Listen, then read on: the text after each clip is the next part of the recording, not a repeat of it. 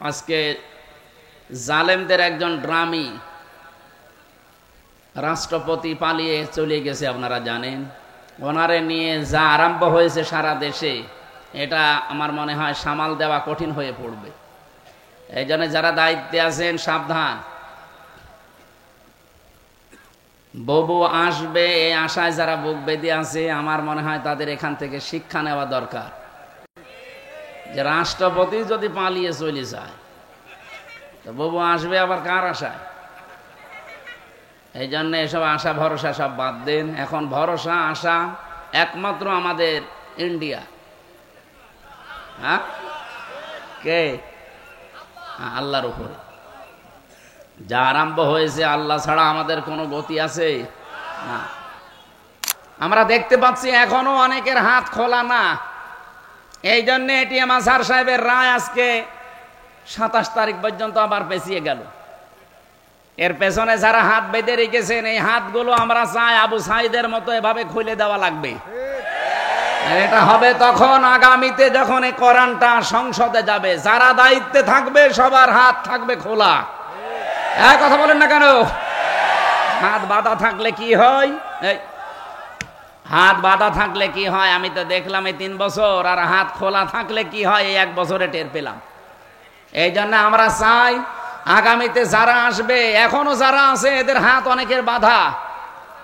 কি কথা বলছেন? প্রতিবেশী নামে একটা কলঙ্ক পেয়েছি আমরা, তামাম দুনিয়ার নিকৃষ্ট একটা প্রতিবেশী আমরা পেয়েছি। এই শয়তানদের সাথে যারা আলোচনা করে তাদেরকে ওরা মুক্ত করে দেয়। দেখেন, ফাঁসির আসামি পর্যন্ত, মার্ডার মামলার আসামি সব বেরিয়ে চলে আসছে। আর একটা মাজলুম মানুষ এটিএম আজহারুল ইসলাম, তার যে সাক্ষী, এটা পৃথিবীর অষ্টম আশ্চর্য জিনিস। কারণ 6 কিলোমিটার দূর থেকে সাক্ষী দিয়েছে। আমার মনে হয় ওর চোখে শকুনের চোখ লাগানো ছিল, তাও তো সম্ভব না। কি আশ্চর্য সাক্ষী! আর সাক্ষীগুলো যে বানানো মিথ্যা, এটা তো আমি নিজে ভিকটিম। কারণ আমার যে 4 জন সাক্ষী, আমার মামলা ছিল আমি আনসারুল্লাহ বাংলা টিমের প্রধান, অথচ সাতাশে কি আমি জানি না। এরপরে ওরা কিন্তু মিথ্যা সাক্ষী জোগাড় করেছিল কুষ্টিয়ার 4 জনকে। আমার মামলার যেদিন আমার রায় হবে ওই দিন ঠিক ওই 4 জনকে নিয়ে এসেছে। আমি ওনাদেরকে জীবনে ওই দিন প্রথম দেখলাম। বললাম যে ভাই, আপনি কোনোদিন আমার দেখেছেন? বলছেন না। আমার নাম শুনেছেন? বলছে হ্যাঁ শুনিস। নাম শুনি আপনি সাক্ষী দিয়ে দিলেন যে আমি বাংলা টিমের প্রধান ছিলাম, তার সারা বাংলাদেশে। আপনি কি বাংলা টিম কিছু বোঝেন? বলছে না। না মানে আপনি কিছু বোঝেন না, আমার চেনেন না, আর আপনি সাক্ষী দিতে চলে এসেছেন? বলছে আমার যা যা বলেছে আমি তাই তাই করছি। এই ছিল দেশের অবস্থা। এটিএম আজহারুল ইসলামেরও এই অবস্থাই, কিন্তু বাঙালিকে বারবার হাইকোর্ট দেখাচ্ছে। যারা দায়িত্বে আছেন আমরা জানি পেছনে কারা। রাঘব বোয়াল আছে। এই দেশে যারা রক্ত দিয়েছে তারা ইসলামপন্থী মানুষদের ছেলে মেয়েরা। এক কথা বলেন না কেন? সুতরাং আগামীতে আর কোনো হাইকোর্ট আমরা দেখতে চাই না। এই 15.5 বছরে যারাই জেলে ছিল এই রাজনৈতিক মামলায়, এই হাসিনার প্রতি হিংসার কারণে, প্রত্যেককে বিনা কারণেই ছেড়ে দেওয়া লাগবে। এদের কিসের বিচার? বিচারপতি যেখানে পালিয়ে যায়, মামলার আয়ও পালিয়ে যায়, মামলায় যারা রিমান্ডে নিয়েছিল তারা পালিয়ে গেছে, এমনকি রাষ্ট্রপতি সাবেক সেটাও পালিয়ে গেছে কালকে। এরপরে আবার মামলা থাকে কোন যুক্তিতে আমি তো খুঁজে পাই না। সম্মানিত ভাইরা, আমরা আর হাইকোর্ট দেখতে চাই না। এই বাঙালি জাতি আগামীতে চাই এই নিরপরাধ মানুষকে সসম্মানে মুক্ত জীবনে ফিরিয়ে দেওয়া হোক। এটা যদি কারো কাছে রাজনীতি মনে হয়, হ্যাঁ এটা আমার রাজনীতি। যদি এটা মনে করেন যে এটা ধর্ম ব্যবসা, হ্যাঁ এটা আমার ধর্ম ব্যবসা। আমি নিরপরাধ মানুষের পক্ষে কথা বলতে চাই। এই কথা বলেন না কেন? তারেক জিয়া নিরপরাধ ছিল, ছেড়ে দিয়েছেন, আমরা খুশি হয়েছি। ম্যাডাম খালেদা জিয়া নিরপরাধ ছিল, ছেড়ে দিয়েছেন, খুশি হয়েছি। আমরা চাই আজহার সাহেব নিরপরাধ, ছেড়ে দেওয়া লাগবে। কারা চান দেখি? লিল্লাহে তাকবীর।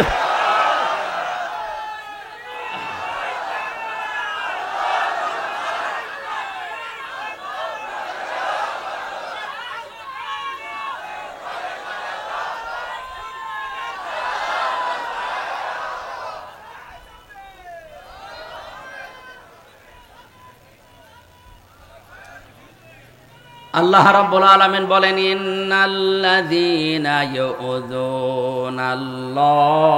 ওয়া রাসূলাহু লা'আনাহুমুল্লাহু ফিদ দুনিয়া ওয়াল আখিরাহ ওয়া আ'আদ্দা লাহুম আযাবাম মুহিনা। এদিকে তাকান ভাই, আমি কোরআন থেকে শিক্ষাগুলো বের করেছি। আল্লাহ বলেন, নিশ্চয় যারা ইউযুনা, আযা মানে কষ্ট দেওয়া, ইউযু এটা মুজারি বর্তমান, ভবিষ্যৎ, প্রেজেন্ট, ফিউচার। রব্বুল আলামিন এখানে দুইটা কাল সমন্বয় করে শব্দটা বানিয়েছেন। নিশ্চয় যারা কষ্ট দিচ্ছে আল্লাহ এবং রসুলকে, এবং সামনেও দেবে না, কিছু লাগবে না। লা'আনাহুমুল্লাহু ওয়া রাসূলুহু, লা'আনাহুমুল্লাহ, আল্লাহ বলেন আমি নিজে লানত করি, বরদোয়া দেই, ফিদ দুনিয়া ওয়াল আখিরাহ, দুনিয়া এবং আখিরাতে, ওয়া আ'আদ্দা লাহুম আযাবাম মুহিনা, আর তাদের জন্য অপমানজনক শাস্তি আমি আল্লাহ রেডি করে রাখি। 54 বছরে যেহেতু আল্লাহর বিধানটা এই জমিনে কায়েম হয়নি, আল্লাহর কষ্ট হচ্ছে না? এক কথা বলেন না কেন?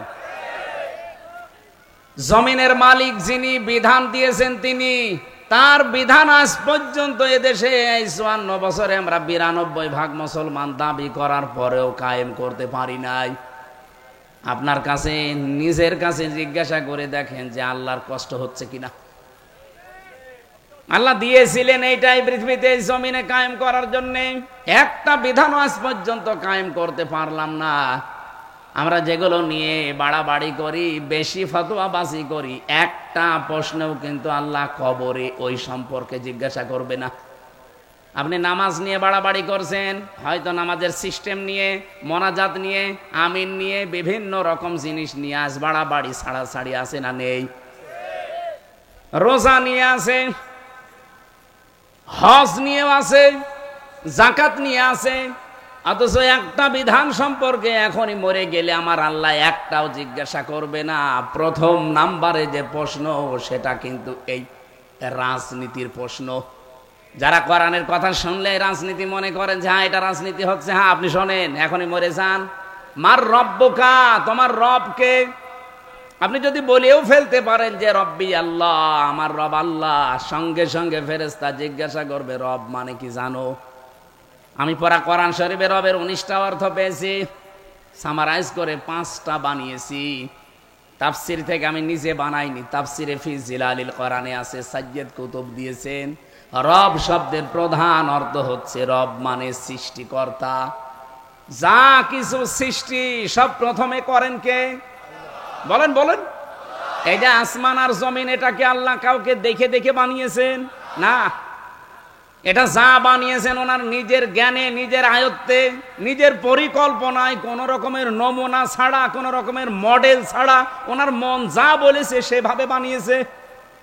এই জমিনটা সবুজ করে দিয়েছে, এটা কি আমাদের কারো কাছে জিজ্ঞাসা করে যে এইভাবে নদী দেন, এইভাবে সাগর দেন, এইভাবে সবুজ দেন?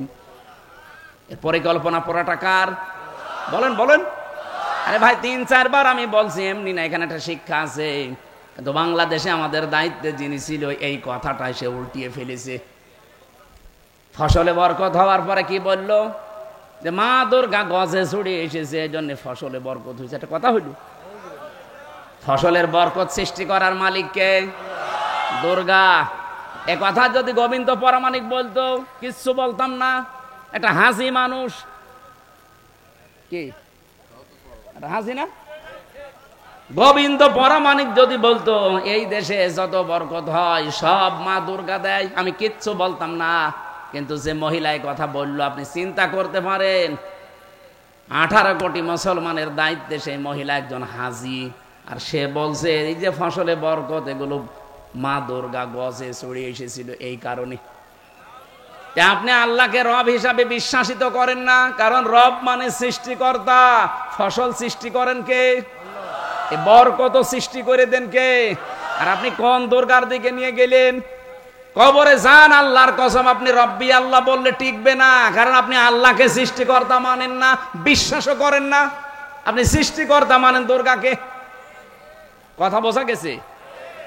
একটা একটা করে সিরিয়াল করে আপনি অর্থগুলো মিলাবেন। দ্বিতীয় নম্বর পেয়েছি, রব মানে আইনদাতা। রব মানে এটা কি নামাজ রোজার প্রশ্ন? বলেন বলেন। আপনি চিন্তা করে দেখেছেন কবরের প্রথম প্রশ্ন রাজনৈতিক প্রশ্ন? যে তোমার রবকে যেই জিজ্ঞাসা করার পরে আপনি জবাব দিতে যাবেন, সঙ্গে সঙ্গে কিন্তু এই জবাবটা ফেরেশতারা বলবে যে রব মানে আইনদাতা। তোমার যে দেশ, এই দেশে আল্লাহর কোন আইন চলতো একটু বলো। দুই একটা আইন যদি হাংসিক একটু চলেও, নারী কমিশনের নাম নিয়ে এই শয়তানরা আরো সব পাল্টিয়ে দিয়েছে। কে কি দিয়েছে শয়তান পর্যন্ত আমার মনে হয় এখন হাসতেছে যে এ কি গো, আমিও তো এত নিচে নামি নাই। ওদের 318 পৃষ্ঠা আমি পুরাটা পড়েছি। এই 7-8 দিনে পুরাটা পড়ে আমি এতটুকু পেয়েছি যে ওখানে 13টা কোরআনের আয়াত ওরা ভুল ধরেছে। আলালাহুল খালক ওয়াল আমর আয়াতটা ওরা পাল্টাতে চায়। ওরা বলছে দেহ আমার, সিদ্ধান্ত আমার। অথচ আল্লাহর কোরআন জানিয়েছে সূরা আরাফের 54 নম্বর আয়াতের যা মাঝের অংশে আছে আলালাহুল খালক ওয়াল আমর, এ পৃথিবী বানিয়েছি আমি, এখানে সিদ্ধান্ত চলবে কার? তা আপনি আয়াতটা পুরো পাল্টিয়ে দিলেন। 15.5 বছর যারা ছিল তাদেরও তো এত বড় দুঃসাহস হয়নি। সুতরাং এদেরও দুঃসাহস হইতো না। এদের পেছনে রাঘব বোয়াল কারা আছে আমরা জানি। আপনি চিন্তা করতে পারেন এই যে 26টা কোরআনের আয়াতের বিরুদ্ধে কেস দিয়েছিল ইন্ডিয়া, সেই প্রসেসে 13 কত হয়? ওরা 26টা দিয়েছে, এরা হাফ দিয়েছে। এটাও তো একটা মামলা। এরা পাল্টিয়ে ফেলতে চায় এগুলো। যতগুলো দিয়েছে সব আমি কোরআনের আয়াতের সাথে মিলিয়ে মিলিয়ে দেখলাম, সব কোরআনের বিরুদ্ধে। এই জন্য রব হিসাবে আপনি যদি বলে ফেলেন যে আমার রব আল্লাহ ছিল, আল্লাহর ফেরেশতারা মানবে না। বলবে কি বললি? একটা আইন তোর দেশে ছিল না, আর কি করে বলিস আমার রব আল্লাহ? 2 নম্বরের প্রশ্নটাও রাজনৈতিক। অমা দিন ওকা, তোমার দিন কি, জীবন ব্যবস্থা কি? দিন মানে শুধুমাত্র ধর্ম না, দিনেরও 17টা অর্থ আছে। আমি আর এই কিতাবের ভেতরে আমি লিখে রেখেছি দিনের 10টা অর্থ প্রধান। একটাও আমাদের সাথে কবরে গেছে মিলছে না। আর আপনি কথা শুনলে শুধু রাজনীতির গন্ধ খোঁজেন। যেদিন ধরা খাবেন ওই দিন আমার কথা মনে হবে।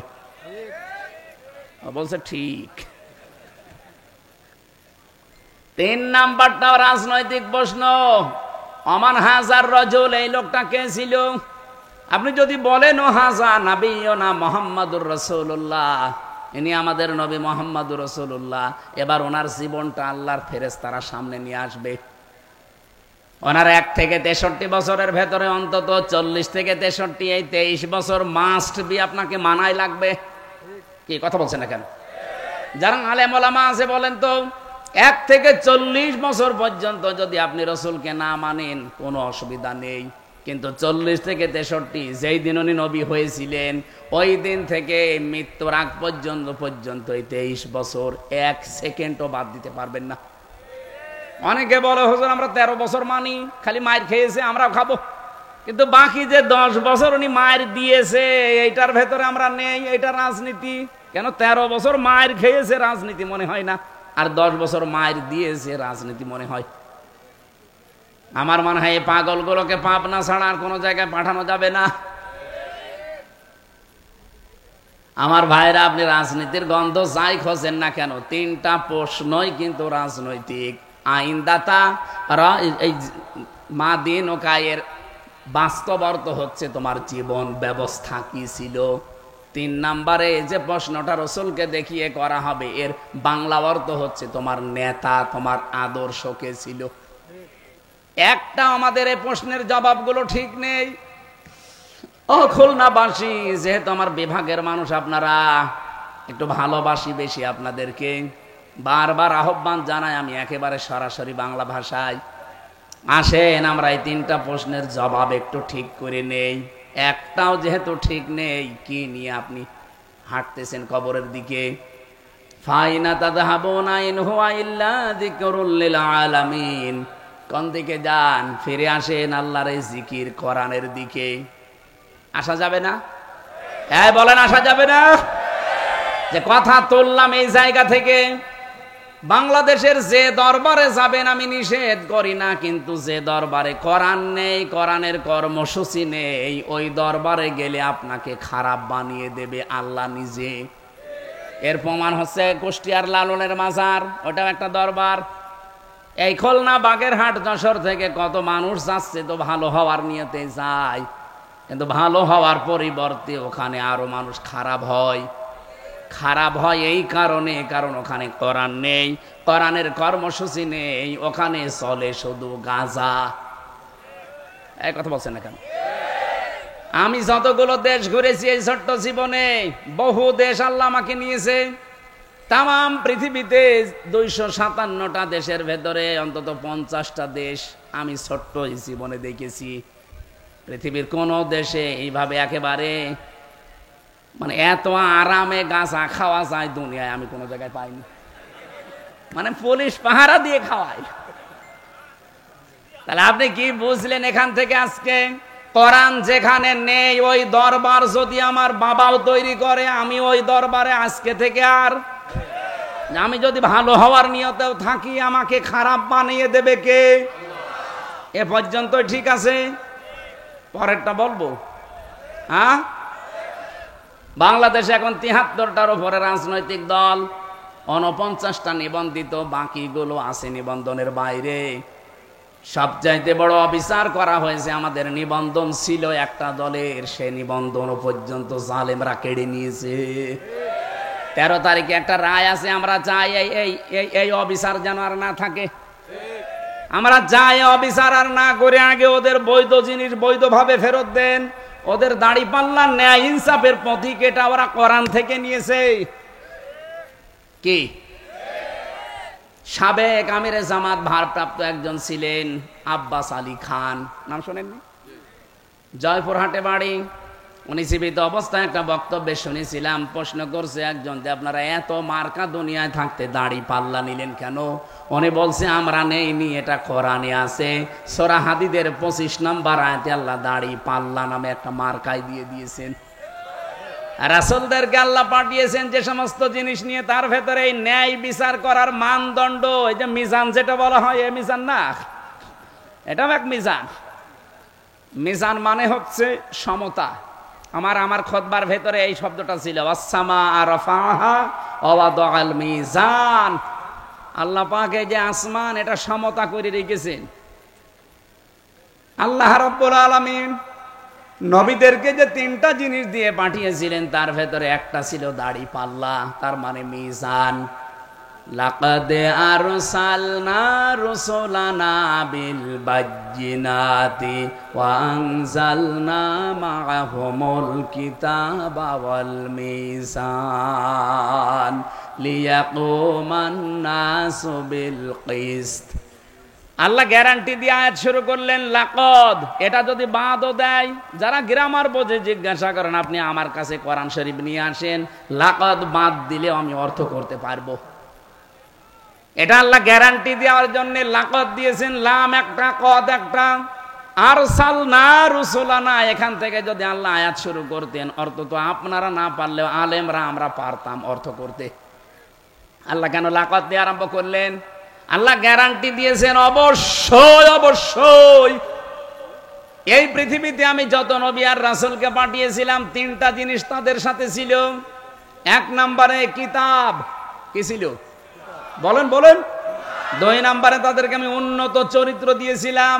3 নম্বরে মিজান দিয়েছিলাম, ন্যায় বিচারের মানদণ্ড। আর এটা কায়েম করতে পারলেই মানুষের ভেতরে ন্যায় বিচার আপনি দেখতে পাবেন। লিয়াকুমান নাসু বিল কিসতি, যেন এই লামটার অর্থ যেন আপনি মানুষের ভেতরে ন্যায় বিচার কায়েম করতে পারেন এই মিজান দিয়ে। মিজান মানে আমরা সবাই বলছি দাড়ি পাল্লা। এই জন্য বাংলাদেশে 54 বছরে যেটা হয় নাই, এবার যদি সত্যি দাড়ি পাল্লা দিয়ে আমরা সামনে এগিয়ে যেতে পারি, আল্লাহর কসম দেশে ন্যায় বিচার কোরআন বলছে প্রতিষ্ঠা হবে। আপনি কোরআনের কথা বিশ্বাস করেন না? কথা বলেন না কেন? তাহলে দাড়ি পাল্লায় মার্কা আমরা নিজেরা বানিয়ে নেইনি, ধানের শীষের মতো, নৌকার মতো, নাঙ্গলের মতো। এটা আল্লাহর পক্ষ থেকে নবীদেরকে আল্লাহ এই ন্যায় বিচারের মানদণ্ড দিয়ে পাঠিয়েছিলেন। তাহলে নবীদের আল্লাহ যা দিলেন, মানদণ্ড হিসাবে যে মার্কা দিলেন ওইটা যাদের ভেতরে পাবেন সেটা বাদ দিয়ে আপনি কোন দিকে দৌড়ান। এই জন্য ফাই না তাযহাবুন দিয়েছেন। কোথায় যাচ্ছেন দৌড়িয়ে, কোথায় পালিয়ে যাচ্ছেন? ইন হুয়া ইল্লা যিকরুল লিল আলামিন। এদিকে আসেন, আপনাকে জিকির শোনাই। আমরা তো বিভিন্ন রকমের জিকির শুনি তাহিরি ভাইয়ের কাছ থেকে, শালি বাবা, কেল্লা বাবা, ফতে বাবা। ও জিকির না, এই যে জিকির, এইটা কোনটা? এই জিকিরের দিকে আসতে বলছি আপনাকে। আমি আবার বলছি, 49টা নিবন্ধিত দল আছে। সবচাইতে আসল যে দলটা থাকার কথা, একটা 50 নাম্বার যেটা মিলবে, সেটা বাংলাদেশ জামাত ইসলামী। 13 তারিখে যেন আর হাইকোর্ট আমাদেরকে না দেখান, আমরা চাই এটা ফিরিয়ে দেওয়া হোক। আপনারা চান না? বলেন। কেউ যদি না চান তাহলে কোরআনের আয়াত কি করবেন আপনি বলেন? নবীদেরকে আল্লাহ মিজান দিয়ে পাঠিয়েছিলেন, ন্যায় বিচারের মানদণ্ড এটা দাড়ি পাল্লা, যেটা বলে আমরা চিনি। এই জন্য হাইকোর্টে এটা টাঙানো আছে। আপনি দেখেন হাইকোর্টে যে একটা দাড়ি পাল্লা দেওয়া আছে, ওটার সামনে লেখা, একেবারে সামনে টাঙানো। আবার দাড়ি পাল্লা দেখেছেন কোন দিকে কিন্তু একেবারে সমতা ঠিক করা আছে, এদিকে বেশি এদিকে কম না, একেবারে দুইটাই সমান্তরাল। বাংলাদেশে যারাই দায়িত্বে থাকে তারা এই দেশের 18 কোটি মানুষকে বোঝাতে চায়, ও বাংলার মানুষেরা, সারা বাংলাদেশে কোন জায়গায় যদি ন্যায় বিচার নাও পাও, অন্তত হাইকোর্টে আসলে ন্যায় বিচার পাবা। তার প্রতীক এই যে দাড়ি পাল্লা। সেই দাড়ি পাল্লা প্রতীকটা আপনারা গায়েব করে দিয়েছেন। এটা ফিরিয়ে দেওয়া লাগবে, এটা আমাদের শেষ কথা ভাই। এবার যদি দেওয়ালে পিঠ থেকে যায় না, এর জন্য আবার আগস্টের 5 তারিখে এই দেশে অন্তত তৈরি হয়ে যাবে, তখন আর সামাল দিতে পারবেন না। এবার আসেন 73টা দলের ভেতরে সব মিলে আমি বলছি ভাই, কাউকে উদ্দেশ্য করে না, সবাইকে মিলে বলছি, যেই দলের কর্মসূচিতে কোরআন নেই, কোরআন কায়েমের কোনো নিয়ম নীতি নেই, ওই দল যদি আমার বাবাও কায়েম করে, আমার বাবাও প্রতিষ্ঠা করে, ওই দলে আমি ভালো হওয়ার নিয়তেও থাকবো না। আমি যদি ওখানে ভালো হওয়ার নিয়তেও থাকি, আমাকে খারাপ বানিয়ে দেবে কে? এবারে হাদিসকে বিশ্বাস করবেন না করবেন এদিকে এসে বলেন যে না আমার কেমন লাগছে। আমি কি আমার বাবার কথা বানিয়ে বললাম? হাদিস। বাংলাদেশে আপনি 73টা দলই মিলান, যেই দলে পাবেন যে এরা কোরআন কর্মসূচি দিয়েছে কায়েম করার, ওখানে যদি না থেকে যেখানে কোরআনের কর্মসূচি নেই, মনে করছেন এটা আমার বাবা বানিয়েছে, আমার দাদা বানিয়েছে, তাই কি ওখানে আপনার ভালো হওয়ার নিয়ত থাকা যাবে না? তাহলে আপনাকে গোমরা বানাবে, খারাপ বানাবে কে? ওয়াজ হয়ে গেছে না? এরপরও যদি কেউ না বোঝার ভান করে থাকেন, এদিকে আসেন, কানের নিচে এমন জোরে 2টা দেব না, সব বুঝে ফেলবে। তো বাংলায় বলার পরেও বলে যে আমরা বুঝি না। কি আশ্চর্য গো! নাম ধরে ধরে বলা লাগবে আপনাদের। বলেন আপনি 73টা দল বাংলাদেশে এখন ধর্মীয় এবং জেনারেল মিলে, যেই দলের কর্মসূচিতে কোরআন কায়েমের কথা লেখা আছে, ওটা যদি আমার বাবাও তৈরি করে আমি আসি, না করলেও আসি, কারণ নির্দেশ আল্লাহ এবং রসুলের। আর এর বাইরে যাবেন, যতই ভালো হওয়ার নিয়ত আপনার থাক, আপনাকে খারাপ বানিয়ে দেবে আল্লাহ সরাসরি নিজে। এজন্য আদাল্লাহুল্লাহ, এখানে ফাইল কর্তা আল্লাহ সরাসরি নিজে। আমার হাদিসটা পড়লে খুব ভয় হয়, বাংলাদেশে বহু মানুষকে আল্লাহ নিজে গোমরা বানিয়ে দিচ্ছে, কারণ এই হাদিস শোনার পরেও তারা ফিরতে চায় না। এক কথা বলেন না কেন? তাহলে আজকে খুলনার মানুষেরা একটা সিদ্ধান্ত নিয়ে বাড়ি যাওয়া যাবে না, সেই দলে কোরআন নেই, ওই দল যদি আমার বাবাও প্রতিষ্ঠা করে, ওই দলে আমি আর নেই। কারা কারা পারবেন এই সিদ্ধান্ত নিতে? দেখি লিল্লাহে তাকবীর। এই দেখেন তো, হাত তোলেনি কে? ওই যে ওই লোক, তোলেন।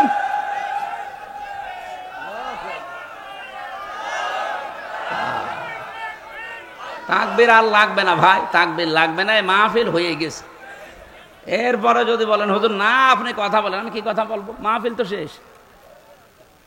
এইটা মেনে নিলে সামনে আপনি মাওলানা মতিউর রহমান নিজামের মতো মানুষ দেখতে পাবেন। এইটা মেনে নিলে অধ্যাপক মিয়া গোলাম পরোয়ারের মতো মানুষ দেখতে পাবেন, যাদের 4 আনা দুর্নীতি এই 5 বছরের ভেতরে পাওয়া যায়নি। আর এগুলো বাদ দিয়ে দেখেন, আরে ভাই আমি বাংলায় বলছি, আপনার মন খারাপ হোক আর খুশি হোক ওটা আমার দেখার দরকার নেই, যেটা পেয়েছি সেটা বলছি। 5 বছরে লোক বাড়ি বানায় 620টা। কয়দিন আগে আমি মালয়েশিয়া ছিলাম, ড্রাইভারের বাড়ি 12টা না, এই 620টা আপনি চিন্তা করেন স্যার। আমি ওই যে হোটেলে যেয়ে উঠলাম, নিচে একটু নেমেছি, একটু চা মা খাবো বলি, ও আল্লাহ, নিচে নেমে দেখে 2 শয়তান বসে চা খাচ্ছে। কি গো হুজুর, আমরা আগেই পালিয়েছি। আপনি আগেই পালালেন কেন? আপনার না 620টা বাড়ি, ওই চট্টগ্রামে বাড়ি ওইটা। আপনি তো আমার মনে হয় এই 9 মাস যদি থাকতো আরো 200 বাড়ি বানাতো। আপনাদের অধ্যাপক মিয়া গোলাম পরওয়ার সাহেবের বাড়ি বাংলাদেশে কয়টা? এক বাড়ি থাকার সময় পায় না। আর ওই শয়তানরা 620টা বাড়ি বানিয়েছে গো আল্লাহ। দেখে জিবরাইলের সাথে লাইন ছিল এদের। আগামীতে এরকম সুযোগ আর কেউ যেন না পায়। অনেকে এই সুযোগ নেওয়ার জন্য বিভিন্ন রকমের ধান্দা খুলতেছে। তারা কিচ্ছু চায় না। কি চান? নির্বাচন চাই। আরে ভাই, নির্বাচন তো আমরাও চাই। সংস্কার না করলে নির্বাচন দিলে ওই আগে যা ছিল দিনের ভোট রাতে, ওইটাই হবে আবার। আর ওইটা হলে কি হবে? আমি যে আয়াত পড়েছিলাম এইটা হবে। কি হবে? ওয়ারাফা'না লাকা যিকরাক, এর পরের আয়াতে আছে, ভালো করে শুনবেন, আশার একটা সঞ্চার পাবেন। নাকি বলবো না? ফাইন্না মা'আল উসরি ইসরা, ইন্না মা'আল উসরি ইসরা। আল্লাহ পাক বলেন অবশ্যই কষ্টের সাথে সুখ। আল্লাহ কিন্তু কষ্টের পরে বলেন নাই, কষ্টের সাথে। এই জন্য উসরুন এ শব্দের আগে আল্লাহ মা দিয়েছেন, এর সামনে আল্লাহ আলিফ লাম লাগিয়ে দিয়েছেন। একটু ভালো করে খেয়াল করেন, আলেম যারা আছেন তাদেরকে বলছে আল্লাহ কেন কষ্টের সাথে সাথে ইসরা দিলেন সুখ, কিন্তু সুখের আগে আলিফ লাম আল্লাহ দেয়নি? দিয়েছে? আলেম যারা আছেন কোনোদিন এভাবে আপনি ভাবেননি? আমি যতগুলো তাফসির মিলিয়েছিলাম আমিও পাইনি। পরবর্তীতে জনাব এটিএম আজহারুল ইসলাম জেলখানার ভেতরে আমার একটা বই পড়তে দিয়েছিল, ঋণ এবং ঋণের পরে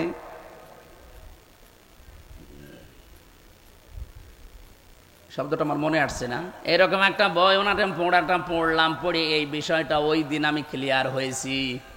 আল্লাহ রাব্বুল আলামিন এখানে মা দেওয়ার আগে কেন আলিফ লাম দিয়েছেন? মার পরে পরে আলিফ লাম দিয়ে কষ্টটাকে আল্লাহ মারেফা নির্দিষ্ট করে দিলেন। কিন্তু ইসরা, এই যে সুখের কথা বলতে গিয়ে আমার আল্লাহ কিন্তু আর আলিফ লাম দেয়নি। মুফাসসিরিন ইকরাম বিশেষ করে ফি জিলালিল কোরআনের সাইয়্যিদ কুতুব জানাতে চেয়েছেন, দুনিয়ার ময়দানে কেউ যদি একটা কষ্ট সহ্য করে 3টা কারণে, কয়টা? আপনি যদি 3টা কারণে একটা কষ্ট সহ্য করে থাকেন দুনিয়ায়, মাস্ট বি আপনার জীবনে আমার আল্লাহ কমপক্ষে 10 থেকে 70টা সুখ শান্তি একেবারে সাথে সাথে রেডি করে রেখেছেন। আমি আবার বলছি, কারণ আল্লাহ নিজে আবার বলেছেন ইন্না মা'আল উসরি ইসরা, অবশ্যই কষ্টের সাথে সাথে সুখ। একবার বললেই তো হয়ে যেত, আল্লাহ রিপিট করলেন কেন? এবার আসেন আমরা মূল কথায় যাচ্ছি। পৃথিবীতে আমরা যারা কষ্ট সহ্য করছি, আমি আবার বলছি এদিকে তাকান, একটা কষ্ট যদি দুনিয়ায় কেউ সহ্য করে 3টা কারণে, কয়টা? আরো জোরে বলেন। আপনি কষ্ট পেলেই হবে না, এই 3টা কারণে কষ্ট করা লাগবে। এই 3টা কারণের যে কোনো এক কারণে যদি দুনিয়ায় আপনি কষ্ট পান, আল্লাহ পাক বলেন মাস্ট বি, এই জন্য ইন্না লাগিয়েছেন। এরপরে মার পরে পরে আমার আল্লাহ আলিফ লাম দিয়ে নির্দিষ্ট করে দিয়েছেন, কষ্ট তোর হবে একটা, কিন্তু ইসরার আগে আলিফ লাম না, এটা অনির্দিষ্ট, এটা না কেরা। তোর জন্য কমপক্ষে 10 থেকে 70টা শান্তি, সুখ, স্বস্তি, নিরাপত্তা, কল্যাণ। এখানে প্রায় 33টা অর্থ আছে। এগুলো তোর সাথে আমি একটার পরে একটা রেডি করে রেখেছি, দেবই দেবই। এ গ্যারান্টি কার? বলেন বলেন। কোনো চিন্তা নেই, কোনো হতাশা নেই। ওয়ালা তাহিনু ওয়ালা তাহজানু ওয়া আনতুমুল আ'লাউনা ইন কুনতুম মুমিনিন। আমি আয়াতটা পড়ার পরে এই আলিফ লামটা নিয়ে বেশি বেশি ভাবি। আল্লাহ বলেন ওয়ালা তাহিনু, এখানে শব্দ কিন্তু আরবি গ্রামার দিয়ে যদি আপনি বানিয়ে নেন তাহলে আয়াতটা ভুল। কি কথা বুঝতেছেন? আয়াত কিন্তু এখানে ঠিক হচ্ছে না, ওয়া আনতুম আ'লাউনা হবে, এর আগে আলিফ লাম দেওয়া ঠিক হয়নি।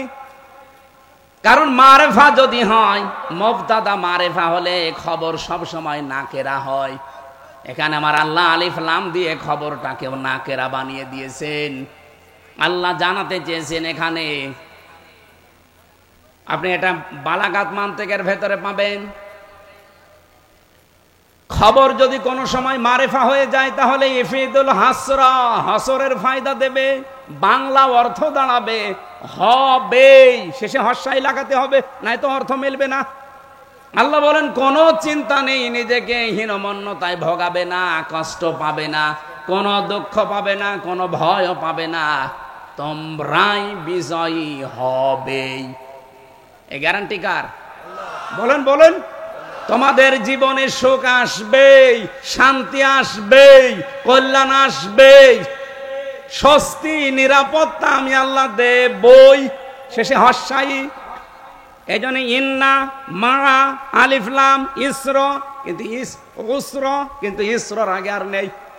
ভালো করে বসেন, দুনিয়াতে আপনি যদি সত্যিই কষ্ট পেয়ে থাকেন, একটা, আবার বলছি, একটা কষ্টের সাথে সাথে সুখ পাবেন, শান্তি পাবেন কমপক্ষে 10টা, আর উর্ধে গেলে 70টা। এবার আপনি মিলান, আপনার কষ্ট যদি হয় আল্লাহর জন্যে, আপনার কষ্ট যদি হয় রাসূলুল্লাহর জন্যে, আপনার কষ্ট যদি হয় মানবতার জন্যে, এই 3টা কারণে কষ্ট পেলে মাস্ট বি আপনার পেছনে সুখ আল্লাহ একেবারে ধাবমান করে রেখেছেন। কষ্ট পেলেই তার সাথে সাথে শান্তি, সুখ আল্লাহ একটার পর একটা দেবে। কয়টা কারণে? বলেন বলেন বলেন বলেন। আল্লাহর জন্য পাওয়া লাগবে কষ্টটা, রাসূলুল্লাহর জন্য, মানবতার জন্য। এর বাইরে যদি কেউ কষ্ট পায় তার সাথে আল্লাহ সুখ দেবে, কথা আমি কোরআনে পাইনি। হাসিনাও কিন্তু কষ্ট পেয়েছিল যেদিন চলে যায়, কি কষ্ট পায়নি? কি কন্দন দেখেছেন? আবার বলছিল যে আমার কি দোষ।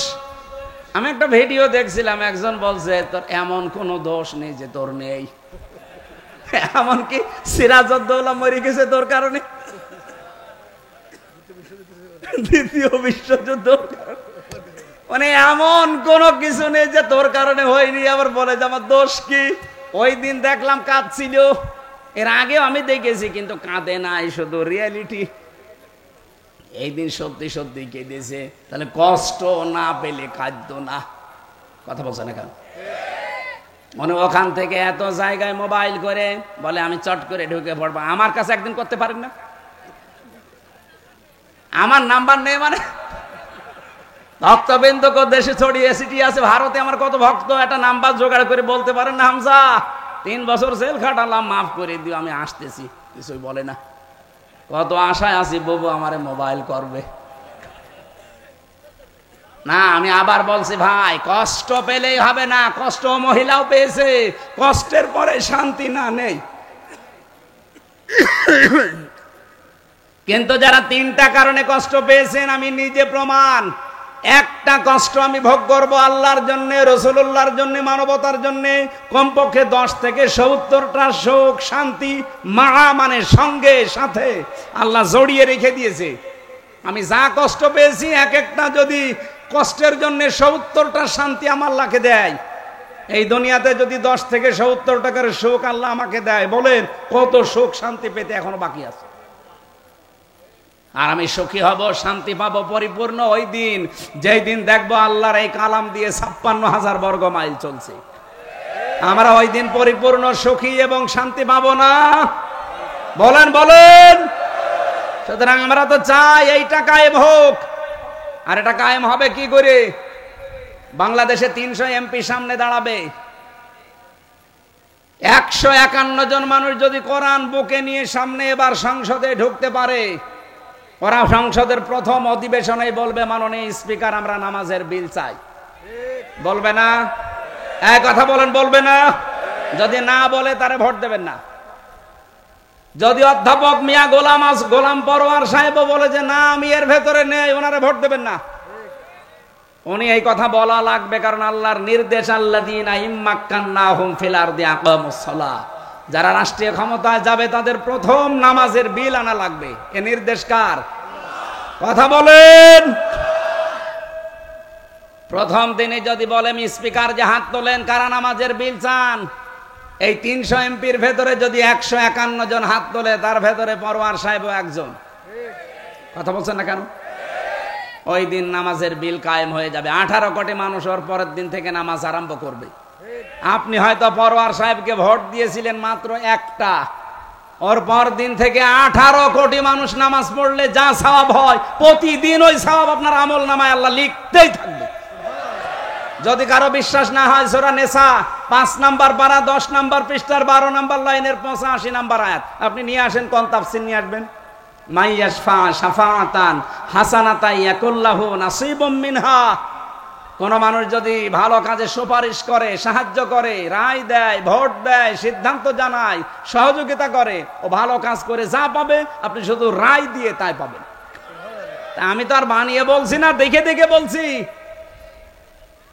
অন্য কাউকে আপনি দেন, এই যে খুলনায় একজন ছিল না কি যেন হিন্দু, নারায়ণ চন্দ্র, ওনারে যদি দেন, উনি তো কোরআন বুকে নিয়ে বলবে মাননীয় স্পিকার, বলবে ডুমুরিয়ায়। এর পাশের থানায়ও ছিল আর একজন কি যেন সাধন, কি একটা হিন্দু মন্ত্রী ছিল মনিরামপুরে, স্বপন ভট্টাচার্য। এনারা কোরআন বুকে নিয়েছে বলবে, বলেন। এখন যদি বলেন না স্বপন না, এই নারায়ণ না, আরো অনেক কিছু আছে তাদের দেব, তারা যদি হ্যাঁ বলে যে আমি কোরআন বুকে নিয়ে প্রবেশ করি নামাজের বিল আনবো, আপনি তাকে দেবেন। কিন্তু মুনাফিকি করবে যে, এটা আমরা 54 বছরে অনেকের জীবনে দেখেছি। কি দেখি নাই? অনেক মানুষ এই 54 বছরে কথা দিয়ে কথা রাখে নাই। নাকি আমি বানিয়ে বললাম? এই যারা কথা দিয়ে কথা রাখে না, এরকম মানুষই সংস্কার ছাড়া নির্বাচন চায়। যারা কথা দিয়ে কথা রাখতে পারবে না, তারাই দেখবেন সংস্কার ছাড়া নির্বাচন চায়। আমি জানি তো আপনি রাখতে পারবেন না, ভেতরে তো আপনাদের সাথে আমি ছিলাম। বহু মানুষ এরকম খালি এই ব্যবসা বাণিজ্য করার জন্য এই দলে নাম লিখিয়েছে। ওর আসল কাজই শুধু এইটা, তাছাড়া কোনো কর্মজীবন নেই। এ স্যারের একটা কর্মজীবন আছে আলাদা। উনি যদি এখন রাজনীতি করে, উনি মেরে খাবে না। কিন্তু আপনার কি কর্মজীবন? কি আপনার কিচ্ছু নেই। কর্মজীবন কি? ছেলে রাজনীতি করে। এই একটা কথা হইল।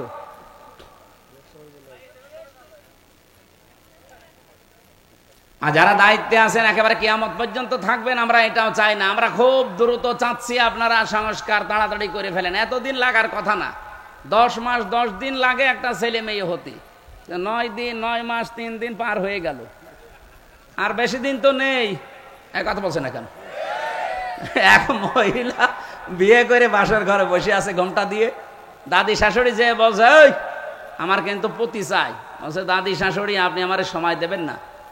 কেবল আসলাম, আপনার নাতির সাথে তো এখনো দেখাই হয়নি। ঠিক আছে, যা করবা করো, আমার কিন্তু পতি চাই।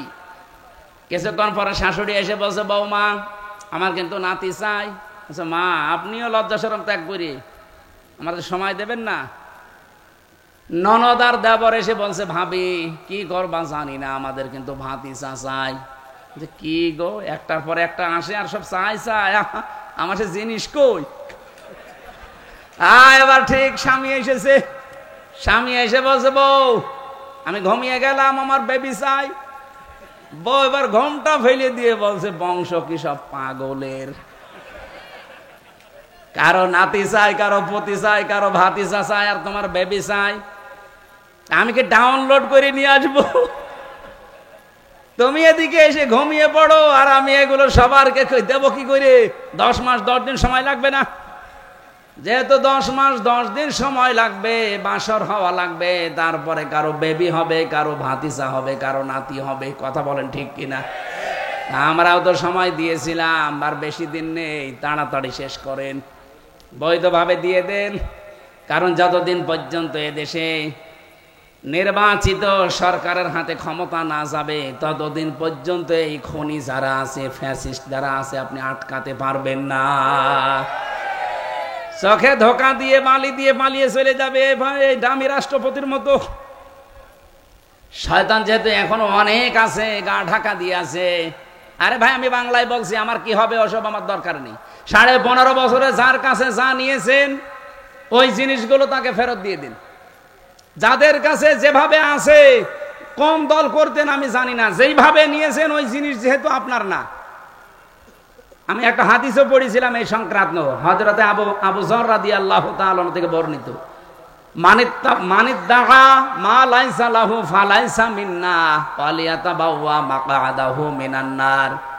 এই পৃথিবীতে যে জিনিস তোমার না, ওই জিনিস যদি তুমি নিজের দাবি করো, তাহলে ওই দিন থেকে তুমি আমার উম্মত আর নেই। কি কথা বুঝতেছেন? এই বাংলাদেশে 15.5 বছরে অনেক কিছুর মালিক অনেকেই ছিল, কিন্তু তাদের কাছ থেকে আপনারা বিভিন্ন কায়দায় কেড়ে নিয়েছিলেন। কি কথা বলছেন না কেন? যেই জিনিস আপনার না, ওইটা জিনিস আপনি নিজের আয়ত্তে নিয়ে নিলেন। সে বিএনপির কাছে হোক, জামাতের কাছে হোক, চরমোনার কাছে হোক, যার কাছ থেকে যা নিয়েছেন এই 15.5 বছরে বিভিন্ন নামে নিয়েছেন। এই যে আমারটা, আমার 32 লাখ টাকা নিয়েছেন আমার বাবার কাছ থেকে। এই টাকা তো আর আপনার না, বিভিন্ন মিথ্যা মামলার ভয় দেখিয়ে টাকাগুলো নিয়েছেন। এই কথা বলছেন না কেন? এই টাকা কি ওদের ছিল? এই খুলনার আপনাদের এই আকরাম সাহেবের ছেলেও এর ভেতরে জড়িত। ওনারা যা নিয়েছে টাকাগুলো ওনাদের না। যেহেতু টাকা ওনাদের না, টাকা আমারে ফেরত দেওয়া লাগবে। কি কথা বলছেন না কেন? এরকম যেখানে যার যা নিয়েছেন ওইটা ফেরত নিয়ে নেন। আমি মনে হয় কথা বেশি বলে ফেলেছি। হ্যাঁ, আমি একটা ফেরত পেয়েছি কয়েকদিন আগে। বগুড়ায় আমার মাহফিল ছিল। এই আগস্টের 5 তারিখের আগে মে মাসে একটা মাহফিল ছিল। ওই দিন আমার ওসি সাহেব উঠতে দেয়নি, খালি দাঁড়িয়েছে মাঠের ভেতর দিয়ে, কিন্তু ধরতে পারিনি। আমার পা মা কেটে গিয়েছিল। ওই দিন তারেক জিয়া সাহেবের গ্রামে মাহফিল ছিল আমার, বগুড়া গাবতলী। কিন্তু আমার ড্রাইভার আর আমার গাড়িটা ওরা থানায় আটকিয়ে বলছে টাকা দেওয়া লাগবে। আমার সাথে যে দ্বিতীয় বক্তা ছিল আব্দুর রশিদ, আব্দুল বারি ভাই, তার কাছে 1,13,000 টাকা শয়তানরা নিয়েছে। গাড়ি ছেড়ে দিয়েছে, কিন্তু টাকাগুলো বিভিন্ন জায়গা থেকে ধার কর্জা করে দিলাম। আগস্টের 5 তারিখের পর একটা মাহফিল ছিল আমার সিরাজগঞ্জে। আমি গোল চত্বরে বসে আছি, দেখি কয়েকজন পুলিশ, তার ভেতরে ওই ওসিও এসেছে। আমি তো আর রাতের বেলা চিনতে পারি নাই, আর এখন অলরেডি দাড়ি মাড়ি দেখে এসে বলছে, হুজুর মাফ করে দেন। কে আপনি? বলছে আমি সেই আবুল কালাম আজাদ ওসি। আরে আজাদ, এদিকে আসেন, আপনারই তো দরকার। কিসের মাপ চান আপনি? আমার সে টাকা কই? টাকা নেই। টাকা নেই মানে? আমার নামে বিভাগীয় মামলা হয়েছে, আমার এখান থেকে পাঠিয়েছে সেই কক্সবাজারের টেকনাফে এক জঙ্গল এলাকায়। আমি ভয়তে আসতেও পারি না। আজ এক বন্ধুর মাধ্যমে খোঁজ নিয়ে এসেছি। আপনি আমার মাফ করেন। আমি মাফ করতে পারি, আগে টাকা দেওয়া লাগবে, না কোনো মাফ নেই। কারণ জিনিস তো আর আপনার না, আপনি আমার কাছ থেকে টাকাগুলো নিয়েছেন, টাকা দিয়ে দেবেন, আমি এখনই মাফ করে দেব। যত কয়দিন সময় দেন? 7 দিন সময় দিলাম। টাকা দিয়েছে 1,13,000। হুজুর মিষ্টি খেয়ে ফেলিছি, যা মাফ করে দিলাম। আগে তো 1 লাখ টাকা তো ফেরত পেলাম। আমার মনে হয় বাংলাদেশে এই প্রথম ইতিহাস যে পুলিশ কারো টাকা নিলে ফেরত দেয়। সেই সন্তান ছোটবেলায় যে বিড়াল কি হলে গাছে ওঠে, এরাও এত কায়দা করে আমারে টাকা দিয়েছে।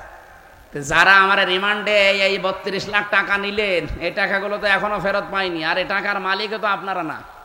যারা যারা অফিসাররা জড়িত ছিল, কাউন্টার টেরোরিজমের আসাদুজ্জামান গোপালগঞ্জের, খুলনার এইটা, চট্টগ্রামের আতিকুর রহমান ভূঁইয়া, এরপরে জাহিদে এসপি, ডিসি মান্নান, এই যে নখগুলো তুলেছিল দেলাওয়ার হোসেন ভাইয়ের, শিবিরের সভাপতি নজরুল ইসলাম মোল্লা, ডিবির ওসি ছিল ওই সময়। যারা যারা দায়িত্বে ছিল, এরপরে ডিসি মশিউর, এগুলোর কাছে টাকাগুলো আছে আমরা জানি। এর উপরে কাকে দিয়েছেন আমরা জানি না। এই টাকা আমার ফেরত দেওয়া লাগবে। আমারটা আমি নিজে বললাম, বাকি যারটা যে নিয়েছেন তার কাছ থেকে যেভাবেই হোক তার বাড়ি ঘর ভেঙে টাকা নিয়ে নেন। হ্যাঁ, বাড়ি যদি জমি জায়গা থাকে নিয়ে নেন। আমার কোনো বাংলা বলতে অসুবিধা নেই, আমি নিয়ে নেব, যেভাবেই হোক নিয়ে নেব। আমি দরকার আকরাম সাহেবের বাড়ি যাব, যাই বলবো যে আমার টাকা আপনার ছেলেও খেয়েছে, সে টাকা ফেরত দেন। কারণ আমার জিনিস আমি চাচ্ছি, আমি তো আপনারটা নিচ্ছি না। এই কথা বলছেন না কেন? হাদিস হচ্ছে কি, মানে দাগা মা লাইসা লাহু ফালাইসা মিন্না। যেই জিনিস যার না, সে যদি নিজের আয়ত্তে ওইটা রেখে দেয়, সে নবীর উম্মত থাকে না। ফালাইসা মিন্না, ফা আছে মাঝখানে। তা আপনি তো নবীর উম্মত নেই, আপনি মরে গেলে আপনার জানাজা নেই, কবর নেই, আপনাকে আমি বাঁচাতে চাই, সুতরাং দিয়ে দিন। যারটা যে নিয়েছেন এই 15 বছরে, তারটা তারে ফেরত দিয়ে দেবেন। সে যদি ফেরত না দেয়, আপনি যেভাবেই হোক আপনি নিয়ে নিন। এই যে ইসলামী ব্যাংক যাদেরটা ছিল তারা ফেরত নিয়েছে। কি ওরাকে জোর করে নিয়েছে? অনেকে বলে যে না, এটাও চিন্তা হয়েছে। আরে পাগল, চিন্তা হয়ে কি করে? ওর ব্যাংক ওদের, ওরা ফেরত পেয়েছে। আপনার যদি এরকম কিছু থাকে, আপনি ফেরত নিয়ে নিন। আমার মনে হয় এরকম ফেরত নেওয়ার সিস্টেম এখন চালু করা দরকার। তাহলে বহু কিছু আমরা এই 15.5 বছরে যারা হারিয়েছি, আমরা আবার বাবা শাহজালাল সব হালাল হয়ে যাব। হ্যাঁ, ঠিক আছে। আপনারা কি চলে যাবেন নাকি? 1-2 ঘন্টার সময় আজকে আমরা পাচ্ছি, এই হিসাবে একটু বেশি কথা বলছি না। আমি এত কথা বলতাম না। আর আজকে মাহফিল আমার একটা, তো 2টা থাকলে আমি 1 ঘন্টা 15 মিনিট শেষ করে দিতাম। 1-1.5 ঘন্টা 2 ঘন্টা থাকা যাবে না? অন্তত আরো আধা ঘন্টা থাকবেন না ইনশাল্লাহ? আমি যে এই তথ্যটা দিয়ে একটু আশার বাণী শোনালাম, এই তথ্য কি আমার নিজের না আল্লাহর? যারা আমরা কষ্ট পেয়েছি ভাই, কোনো চিন্তা নেই। এই জন্য আলিফ লামটা ভালো করে যারা গ্রামার বোঝে, এদের কাছে শিখে নেবেন, আপনি আশার সঞ্চার পাবেন। আল্লাহ এমনি এমনি কোনো কিছু নাজিল করেনি। আল্লাহ গ্যারান্টি দিচ্ছে, একটা কষ্ট সহ্য করলে 70টা সুখ শান্তি সাথে সাথে রেখে দিয়েছি। সুতরাং আমরা পরিপূর্ণ শান্তি এই দেশে দেখতে চাই না? হ্যাঁ, সিস্টেম অপর পৃষ্ঠায় দেখুন। কেউ যদি দুনিয়ায় একটা অবৈধ সুখ ভোগ করে, একটা, কয়টা বলেন বলেন? আপনি যদি একটা অবৈধ সুখ দুনিয়ায় ভোগ করেন, এই একটা সুখের কারণে কমপক্ষে আপনাকে 70টা দুঃখ কষ্ট যন্ত্রণা সহ্য করা লাগবে। হাসিনা যে এই 9 মাসের ভেতরে সফল হতে পারে নাই, প্রায় 27 বার চেষ্টা করেছে, একবারও সফল হতে পারে নাই। কারণ কি? কারণ তার যে শান্তি সুখ এই 15.5 বছরে সে পেয়েছে, একটাও বৈধ সুখ না, সব অবৈধ সুখ। উনি যে দায়িত্বে ছিল এই 15 বছর, বলেন তো উনি কি দায়িত্বে থেকেছে বৈধভাবে না অবৈধ? আরে ভাই, আমি নিজেই তো প্রমাণ। আমার এখন 33 বছর, 92 সালে জন্ম আমার। আমি যদি 18 বছর থেকে ভোট দিতে আরম্ভ করতাম, 3 বার ভোট দিতে পারতাম, একবারও পারি নাই। একবার নাই জেলে থাকতে মাফ করে দিলাম, আর 2 বার, একবারও পারি নাই। তাহলে সেই হিসাবে ওরা 15.5 বছরে যারা ছিল, প্রত্যেকটাই ছিল অবৈধ। আরে অবৈধ ভাবে ওরা সুখ পায়নি, বলেন বলেন, শান্তি পায়নি। এক একটা অবৈধ সুখের কারণে, শান্তির কারণে দুঃখ কয়টা? 70টা।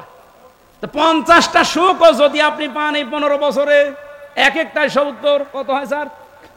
3,500।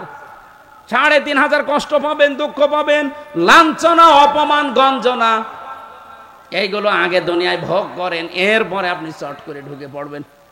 এখনই যদি বলেন চট করে আসবে, তাহলে আয়াত কি হবে? আয়াতকে আমি ফেলে দেব? 100 ভাগ কার্যকর করবে আল্লাহ তার আয়াতকে। এই কথা বলেন না কেন? কারণ কি? আতাম্মাত কালিমাতু রাব্বিকা সিদকা ওয়া আদলা লা মুবাদদিলা লিকালিমাতি। সূরা আনআম 8 নাম্বার পারা, 1ম নাম্বার পৃষ্ঠা, 10 নাম্বার লাইনের 115 নম্বর আয়াত, প্রথম অংশে আছে। আল্লাহ বলেন, যা দিয়েছি কোরআন সব সত্য কথা এবং ইনসাফপূর্ণ কথা, এবং কিয়ামত পর্যন্ত আমার কথা কোনো রদ বদল নেই, কোনো পরিবর্তন নেই। সুবহানাল্লাহ বলতে পারেন নাই? সুতরাং আশার বাণী আমরা কোরআন দিয়ে শুনেছি। আমরা কি হতাশা থাকবো? আর বিজয় আসবেই। যত রকমের ষড়যন্ত্র হচ্ছে, আল্লাহর কিছু পরিকল্পনা আছে, এগুলো বাস্তবায়ন হবে। কিন্তু একটা বিষয় মনে রাখা লাগবে ভাই, জীবনে কোনোদিন কোনো বিষয়ে কোরআন থেকে যেটা পাবেন, শোনার পরে যেন সন্দেহ করবেন না। এই জন্য আজকের আলোচনার বিষয়টাই আমরা সাজিয়েছি সন্দেহ। কি বললাম? আমি আয়াত যখন তেলাওয়াত করে ওই সময় শব্দটা 2 বার পড়েছিলাম, সুম্মা লাম ইয়ারতাবু, যারা সন্দেহ করে না। আসেন আমরা এই বিষয়ের উপরে কিছু কথা বলি তাফসীর আকারে। এই চলে যাবেন, কার হাত তোলেন তো? একজন শুধু, ঠিক আছে, আপনি চলে যান। বাকি যারা আছেন অন্তত এই আয়াতটা শুনে যাবেন। কারা কারা হাত তোলেন তো? ঠিক আছে, আলহামদুলিল্লাহ। খুব জরুরি না হলে উঠবেন না। খুলনা বিভাগের মানুষের আবার বিড়ি খাওয়ার অভ্যাস আছে, তো খুব যদি একেবারে নেশা লেগে যায় বিড়ি খেয়ে আবার চলে যাবে। এই যে আমার যে শেষের কথা ছিল কি, যারা অবৈধ সুখ পাবে একটা অবৈধ সুখে দুঃখ কয়টা বলেন বলেন? যারা পরকীয়া প্রেম করে, নারী হোক আর পুরুষ হোক, সুখ পায় না। এই কথা বলছেন না কেন? নাকি খুলনা জেলায় নেই? যারা এই অবৈধ সুখে আছেন, সুখ না পেলে এমনি 2-3 ছেলে মেয়ে রেখে আল্লাহ রাস্তা চলে যায়, অবৈধ সুখ পায়। এই সুখটা কি বৈধ সুখ না অবৈধ? আরো জোরে বলেন বলেন। এই অবৈধ সুখে যারা আছেন, এই মুহূর্তে এই সম্পর্ক ছেদ করা লাগবে। সুখ পাবেন ঠিকই একটা, দুঃখ কয়টা পাবেন? আরো জোরে। যারা আছেন এখনই ডিলিট করে দেন নাম্বার। হয়তো অনেকের সাথে লাইনে নাম্বার আছে, এখনই রাতের বেলা যে কথা বলবেন না, এখনই ডিলিট করেন। কারা কারা এই অবৈধ সুখ আর চান না? হাত তোলেন তো। কার সাথে লাইন আছে দাদা? এদিকে আসেন। দাঁড়িয়ালা মানুষ, আমরা তো সে সালমান এফ রহমানের মতো দরবেশ, সব সাদা মনে হচ্ছে না। যাদেরই আছে ভাই, এই মুহূর্তে তওবা করেন। আর এই মোবাইল যারা চালান, আবেগে পড়ে কিছুই তো টের পান না।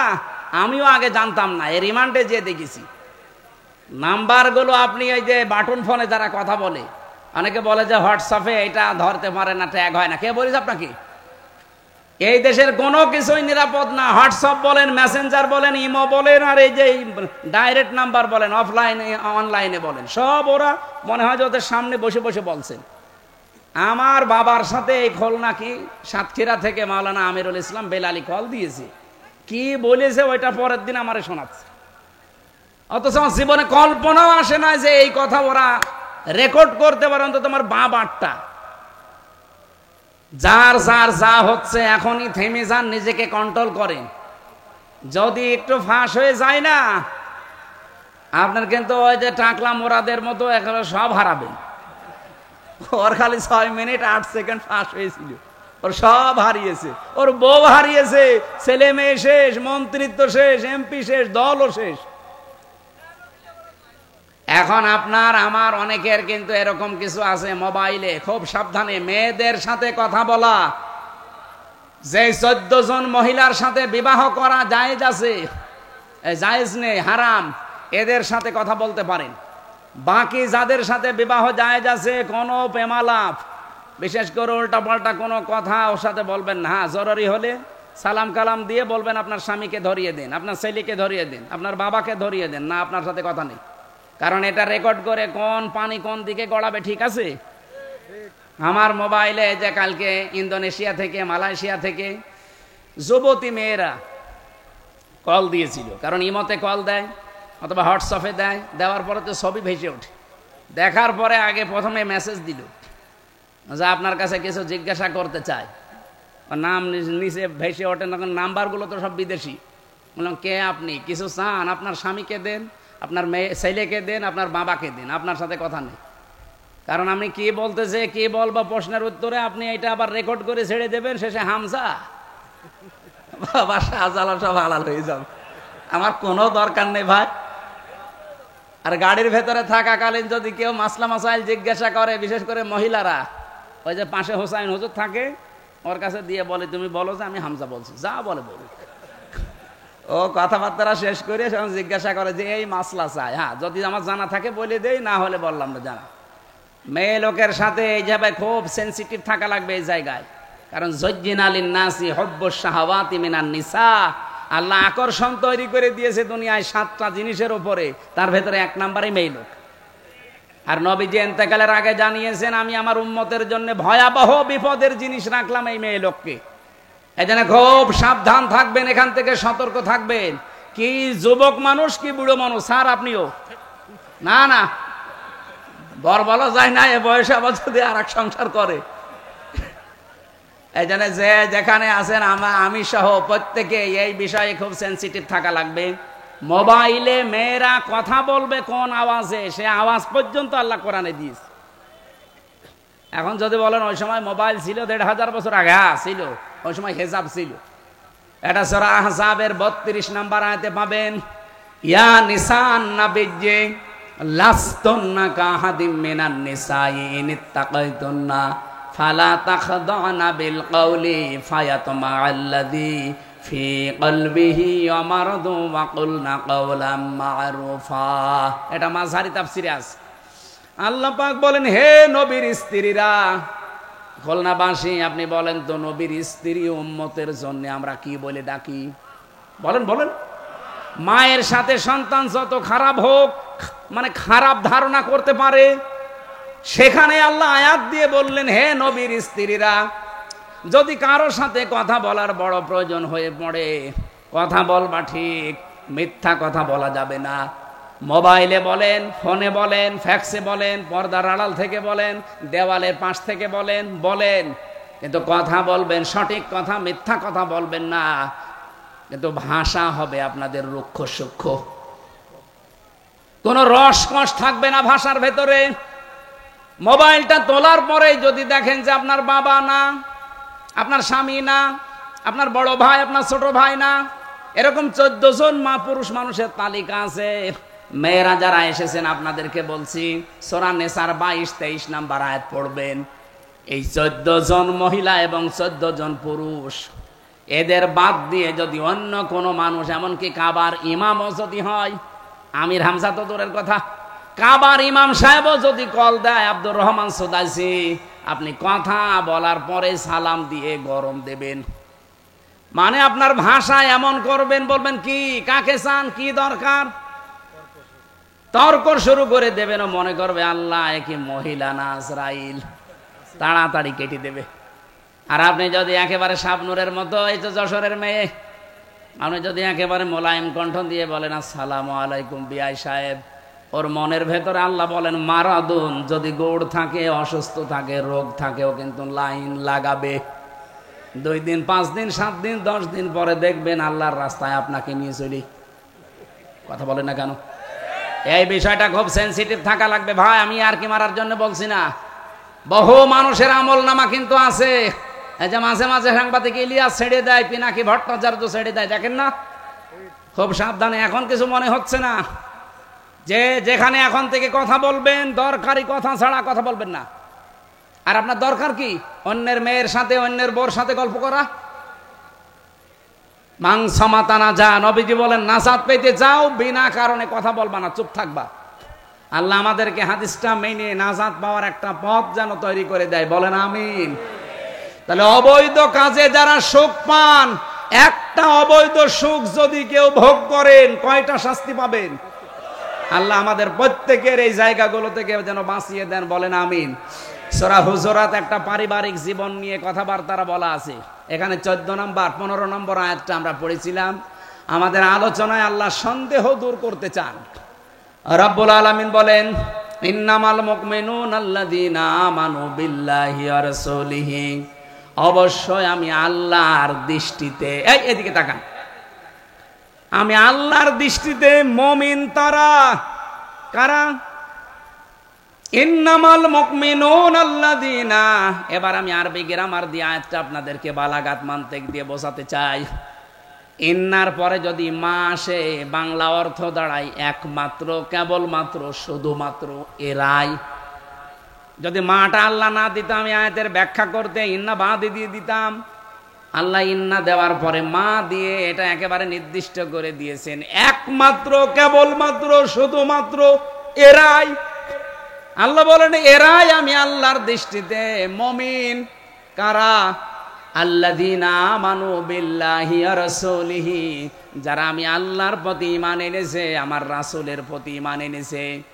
এখন আমার প্রশ্ন, এখানে যারা আমরা আছি, অন্য ধর্মের লোক একটু কমই আছে নাকি আছে? অন্য ধর্মের লোক আছে, থাকতে পারে হালকা, কিন্তু আমরা যারা 100 জনের এখানে প্রায় 90 জন বসে আছি, তারা সবাই আল্লাহতে বিশ্বাসী। বলেন বলেন। তাহলে এই আয়াতটা আল্লাহ প্রথমেই দিলেন কেন? যে আমার দৃষ্টিতে তোমরা সবাই মুমিন না, মুমিন তারা যারা আমি আল্লাহকে বিশ্বাস করো। তাহলে আমরা শোনার পরে তো আমাদের এখানে নড়াচড়ার করা কথা না, যে আমাদের জন্য আল্লাহ বলেন নাই, বলেছে ওই হিন্দুদের জন্য, খ্রিস্টানদের জন্য, কিন্তু না। প্রিন্সিপাল সাহেব যদি কাউকে ডেকে বলে, এই ছেলে কেবল ভর্তি হয়ে গেলে আবার ভর্তি হও, ও যদি বিচক্ষণ হয় ছেলেটা চিন্তা করবে, কি গো কেবল ভর্তি হয়ে আসলাম, প্রিন্সিপাল আমারে আবার ভর্তি হতে বলে, অবশ্যই আমার মনে হয় বাবার নাম ভুল হয়েছে অথবা আমার এলাকার নাম কোনো জায়গায় ভুল হয়েছে। সঙ্গে সঙ্গে দপ্তরের কাছে যে বলবে, দেখি ভর্তির কাগজটা দিন, আমি আগে ঠিক করে দেখি। কিন্তু কোনো পাগল ছাগল যদি হয় ভর্তি, মাথা খারাপ, তার কাটা, ও বলবে কি স্যার আপনি কি বলেন, কেবল ভর্তি হয়ে আসলাম। কি কথা বলছে না কেন? আমরা তো আর পাগল ছাগল তার কাটা না, আমরা বিচক্ষণ মানুষ। আমরা ইমানের কথা শুনলে একটু চিন্তা করা দরকার। আমাদেরকে আল্লাহ যেহেতু একমাত্র কেবলমাত্র শুধুমাত্র এরাই বলে ডাক দিলেন, তাহলে আমি আবার ইমান আমার আছে, তো আমার একটু নড়াচড়া করা, অফিস আদালতে যাওয়া, প্রিন্সিপালের কাছে যাওয়া অথবা কেরানির কাছে যাওয়া একটু দরকার আছে না নেই? এবার কেরানির কাছে যান। এবার ইমান আনলে ইমান ঠিক থাকবে, বিষয়টা এমন না। এখানে যারা অজু করে বসে আছেন, অজু করলে অজু থাকে না, 7 কারণে অজু ভেঙে যায়। কয় কারণে? নামাজ পড়লে নামাজ হয় না, 19টা কারণে নামাজ ভেঙে যায়। রোজা রাখলেই রোজা ঠিক থাকে না, 7টা কারণে রোজা ভেঙে যায়। হজ করলেও হজ ঠিক থাকে না, 5টা কারণে হজও ভেঙে যায়, নষ্ট হয়ে যায়। দুনিয়ায় যত ফরজ জিনিস আল্লাহ কোরআনে দিয়েছেন, প্রতিটি জিনিস নষ্ট হয়ে যাওয়া, ভেঙে যাওয়ার পেছনে কিছু না কিছু কারণ আছে। আল্লাহ পাক বলেন, ঈমান যারা আনলে আমার দৃষ্টিতে তুমি ঈমানদার আছো কিনা, এটা কিন্তু এখন হিসাব নিকাশ করা লাগবে। কারণ ঈমান আনলে ঈমান থাকে না, ঈমানও ওই অজুর মতো ভেঙে যায়। ঈমান ভেঙে যায় 10টা কারণে। কয়টা? হয়তো নামাজের বিষয়, রোজার বিষয়, অজুর বিষয়, এগুলো বলতে পারবে। বলেন তো, স্যারকে জিজ্ঞাসা করেন ঈমান ভেঙে যায় যে 10টা কারণে বলতে বলেন। এমনকি আমারও আন্দাজে যদি বলতেন আমিও পারতাম না। আমি নাই পড়াশোনা করেছি তাই বলতে পারছি। এখানে 100 জনের আমার মনে হয় 90 জনই আমরা জানি না যে ঈমান কি করে ভেঙে যায়।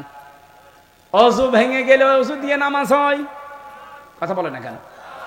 ভাঙা অজু দিয়ে যেমন নামাজ হয় না, ভাঙা ঈমান দিয়ে আল্লাহর জান্নাতে যাওয়া এটা কঠিন জিনিস। এজন্য ঈমান আনা লাগবে।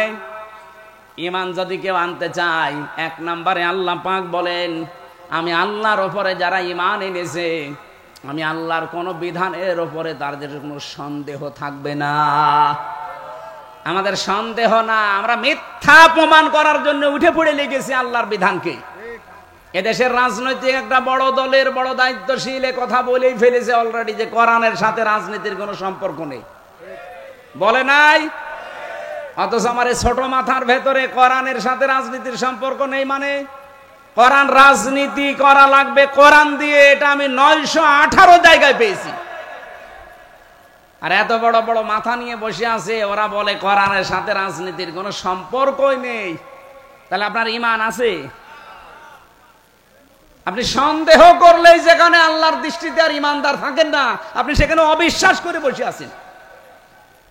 আমি আবার বলছি, রিপিট করছি, সন্দেহ করলে যদি ঈমান না থাকে, অবিশ্বাস করলে থাকার কথা। কত বড় কঠিন শাস্তির কথা আছে সূরা আরাফের 40-41 নম্বর আয়াতে। আমার গা শিউরে ওঠে এই মানুষগুলোর কথা শুনলে। ইন্নাল্লাযীনা কাযযাবু বিআয়াতিনা ওয়াস্তাকবারু আনহা লা তুফাত্তাহু লাহুম আবওয়াবুস সামা।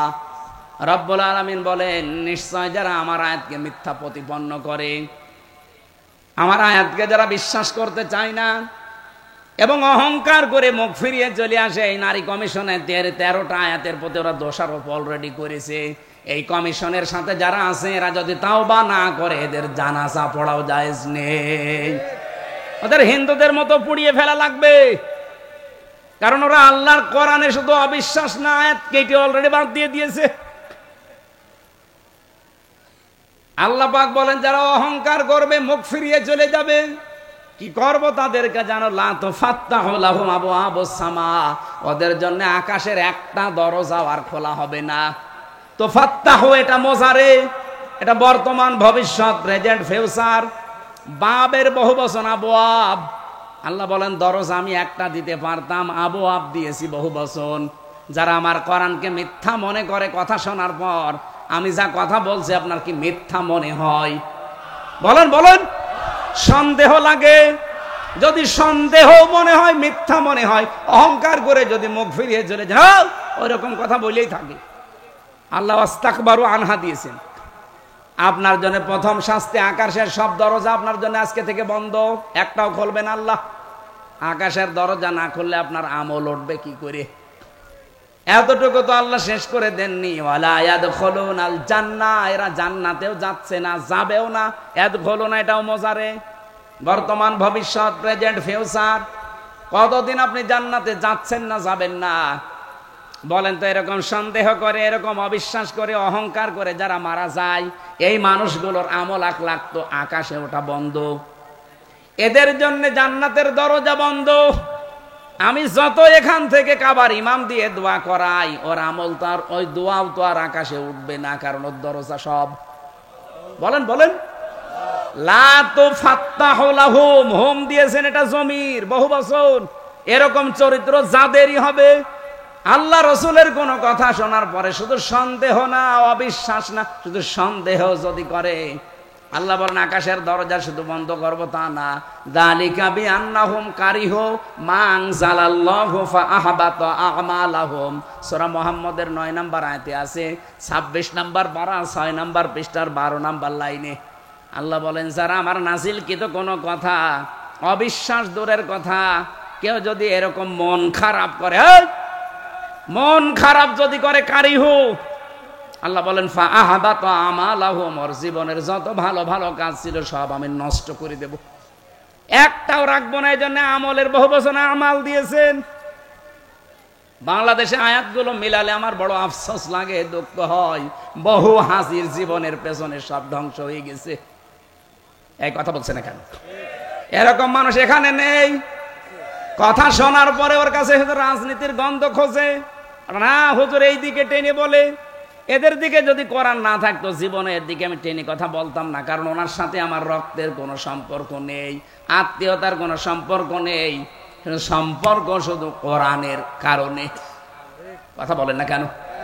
আজিল্লাতিন আলাল মুমিনিনা ইজ্জাতিন আলাল কাফিরিন, তারা মুমিনদের প্রতি হবে দয়ার্ধ, আর কাফেরদের প্রতি হবে কঠোর। কুষ্টিয়ায় আমার বাড়ি, আপনার বাড়ি খুলনা, 165 কিলোমিটার এখান থেকে।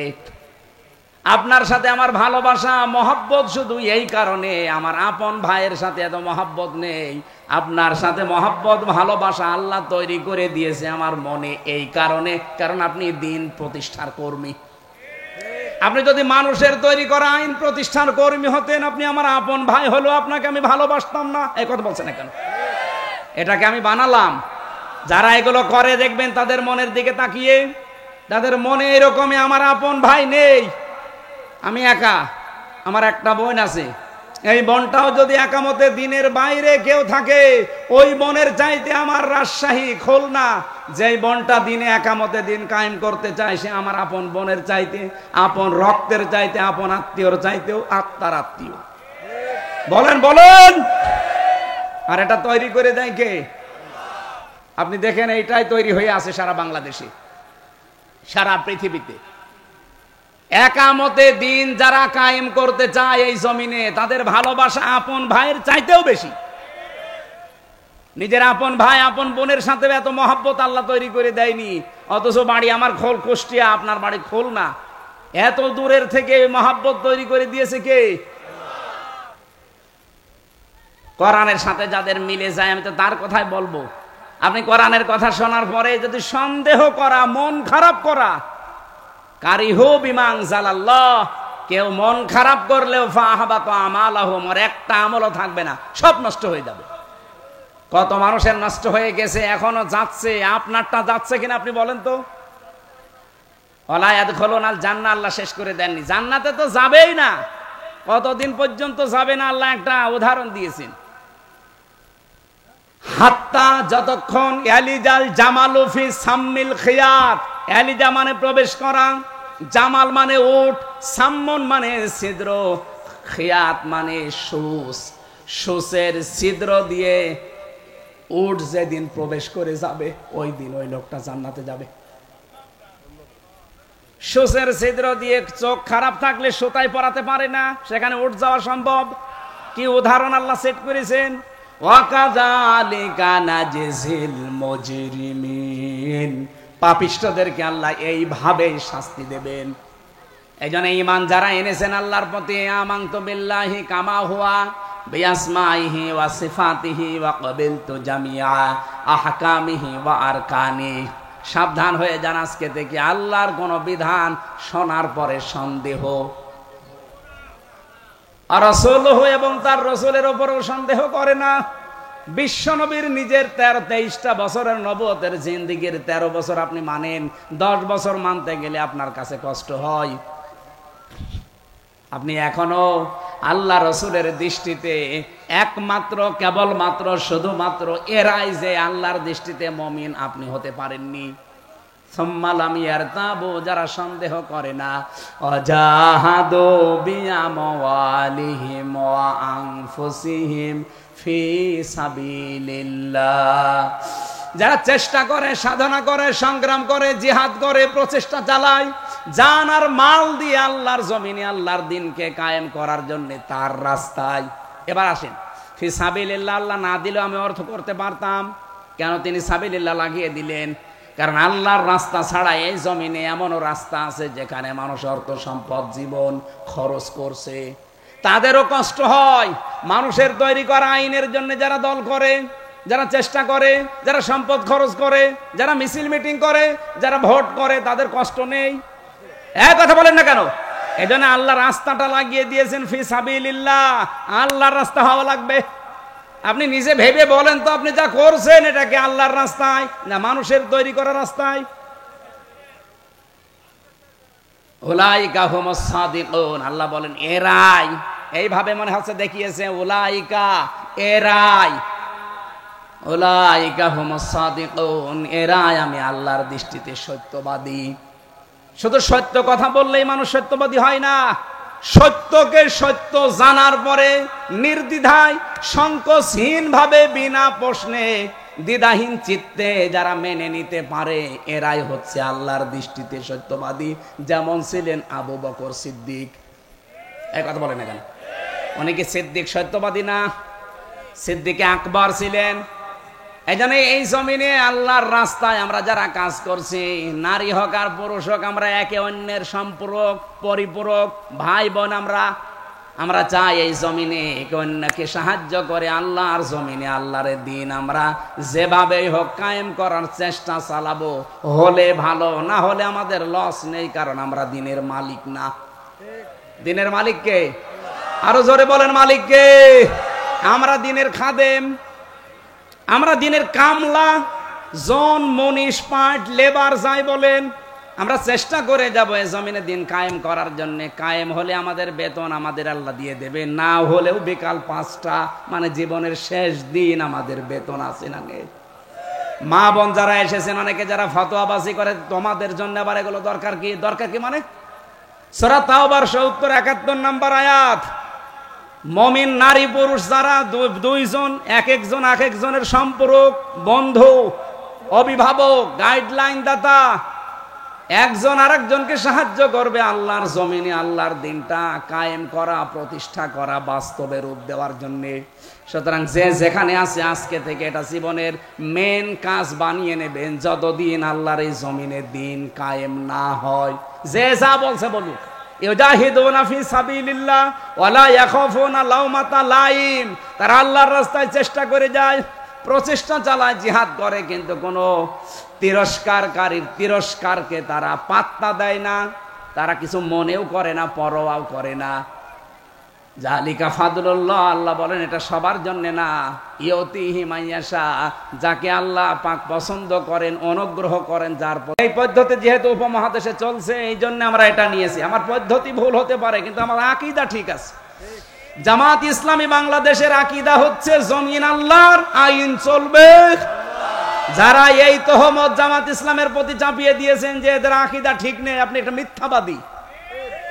কে বলেছে জামাতের আকীদা ঠিক নেই? এদের আকীদা আল্লাহর জমিন, এখানে কায়েম হবে আল্লাহর বিধান, জমিন যার, হুকুম তার। এর বাইরে যদি আকীদা থাকে উনি আমাকে বলুক, আজকে ওনাকে আমি তালাক দেব। বলেন, ওনারা জিজ্ঞাসা করেন, জামাত ইসলামের একজন দায়িত্বশীল, জমিন যার, আইন তার, এর বাইরে আপনার আকীদা আছে? আপনি আন্দাজে মিথ্যা তহমত লাগিয়ে দেন, এই মিথ্যা কথাটা ছড়িয়ে এই মুসলিম দলটাকে দুর্বল করে রেখেছে। এখন মানুষ যেহেতু সচেতন তো বুঝে ফেলেছে, কারণ এরা ফাঁসির রশি গলায় নিয়ে 2 ঘন্টা 2.5 ঘন্টা ঘুমায়। কথা বলছেন না কেন? সম্মানিত মা বোন যারা এসেছেন, রাত যেহেতু অনেক বেশি হয়ে গেছে, আমি এত রাত পর্যন্ত কথা বলি না। আগামী থেকে আবার আশপাশে আসলে কয়েকটা মাহফিল নেওয়া আছে আপনাদের। হ্যাঁ, এই যে 31 তারিখে, এই মাসের 31 তারিখে আছে পাশে, কি গ্রাম যেন নাম শুনলাম, গৌরী কোন কালাম ভাই, কই কালাম ভাই, উনি একটা দাওয়াত নিয়েছে এই পাশে, ওখানে আমি কথা বলবো। ওখানে 9টায় ওঠার চেষ্টা করব। মেয়েরা আপনার স্বামীকে আর ছেলেকে পাঠিয়ে এই বইটা নিয়ে যাবেন। আমি জেলখানায় লিখেছিলাম মেয়েদের জন্য শুধুমাত্র, পারিবারিক জীবনে যে অশান্তি চলছে এর কারণ কি এবং সমাধান কি কি করা লাগবে, 120 পৃষ্ঠা লিখেছি। আর এটা মেয়েদের আদর্শ হিসাবে 6 জন মেয়ের জীবনী আছে, পারলে এটা নিয়েছেন স্টেজ থেকে বা গাড়িতে আছে, যে ডানে গাড়ি আছে সাদা গাড়ি, এই স্যারের গাড়িতে আছে, এখান থেকে নিয়েছেন। আজকের মতো আমরা শেষ করছি যতটুকু। ও ইসলামী ছাত্র শিবিররা বই নিয়ে এসেছে, ইসলামের বিভিন্ন বই, এই যে স্টল দেওয়া আছে, এই জায়গা থেকে আপনারা বই মানুষকে ঠকায় না, যতটুকু পারেন বই কিনবেন, বই পড়বেন। আল্লাহুম্মা আমিন। লা ইলাহা ইল্লা আনতা সুবহানাকা ইন্নী কুনতু মিনাজ জালিমিন। এই মোনাজাতটা বসে করেন, মরে বসেন। টাকা পয়সা যারা নিয়ে এসেছিলেন ড্রাম দেওয়া আছে মোড়ে মোড়ে, যেখানে যেখানে দেওয়া আছে, যাওয়ার সময় সাধ্যমতো দিয়ে যাবেন আল্লাহর দিকে তাকিয়ে। মোনাজাত হচ্ছে, একটু বসে করেন ভাই। এমনিতেই অবস্থা বিশ্বের ভালো না, সবার জন্য আমরা একটু মোনাজাতে আল্লাহর কাছে বলি। মাথা নিচু করেন, চক্ষু বন্ধ করেন। রব্বানা যালামনা আনফুসানা ওয়া ইল্লাম তাগফির লানা ওয়া তারহামনা লানাকুনান্না মিনাল খাসিরিন। রব্বুল আলামিন, খুলনা জেলার ডমরিয়া বড়না বাজারের দিকে তাকাও, হাজার। সুতরাং বাংলাদেশ জামাতে ইসলামী একটা মাজলুম দল। আপনি মন খারাপ করেন আর আপনি খুশি হন, ওইটা আমি দেখি না, আমি যেটা বাস্তব দেখছি এইটা বলছি। এই দলটা মাজলুম দল না? এই দেশে এই 54 বছরের ভেতরে, বিশেষ করে 15.5 বছরে যারা আমরা জুলুম নির্যাতন অত্যাচারের শিকার, সে রাজনীতি করে করেন আর না করে করেন, সবচাইতে বেশি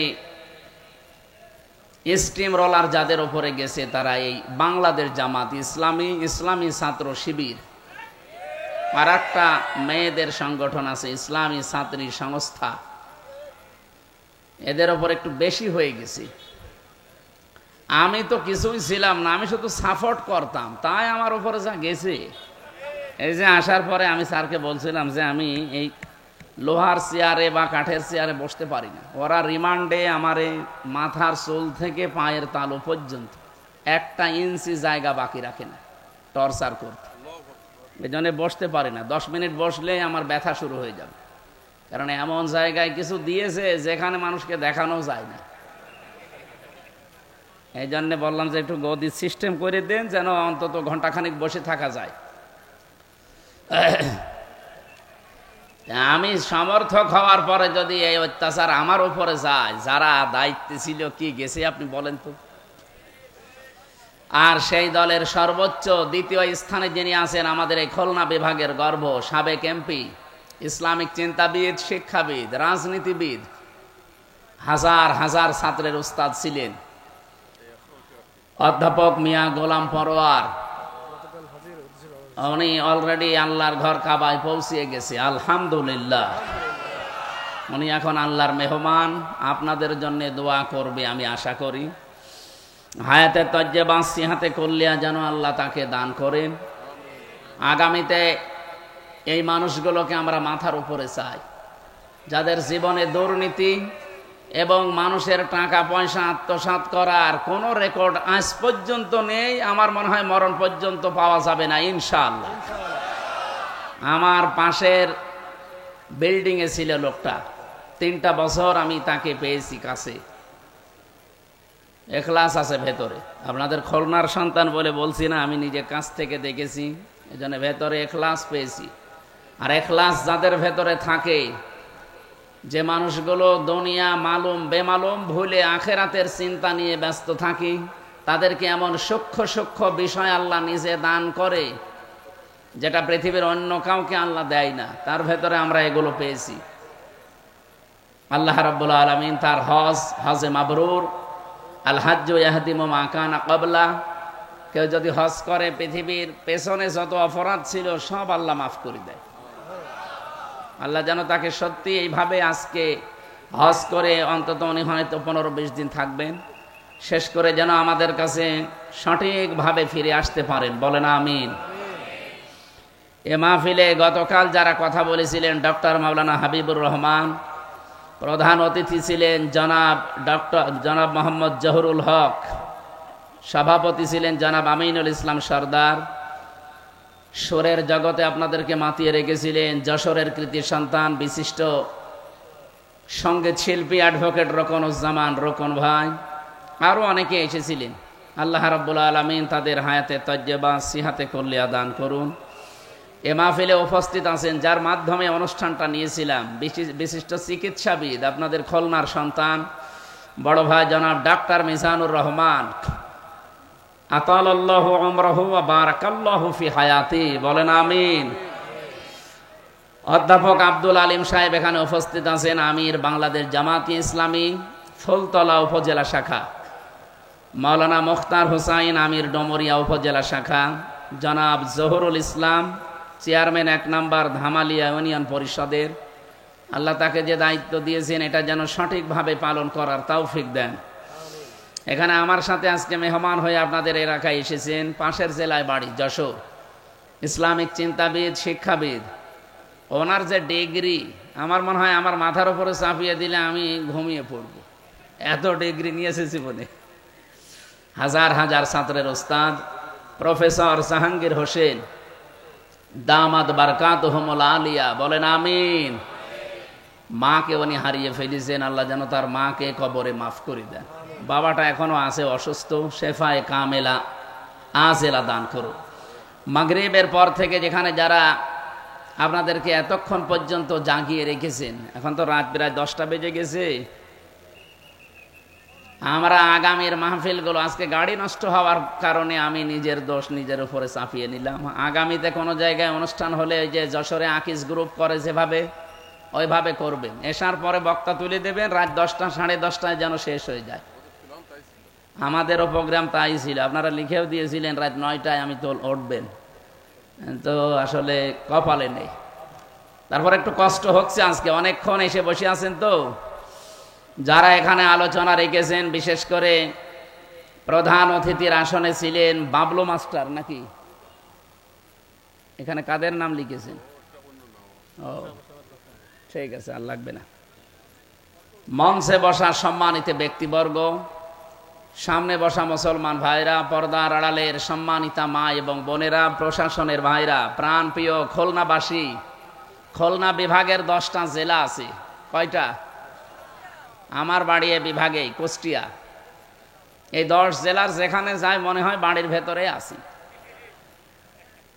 অন্য জেলায় গেলে তখন মনে হয় যে না, একটু বাইরে মনে হয় পাশের বাড়ি আসলাম। যখন চট্টগ্রামে যায়, কক্সবাজারে যায়, সিলেটে যায়, মনে হয় যে পাশের বাড়ি বেড়াতে এসেছি।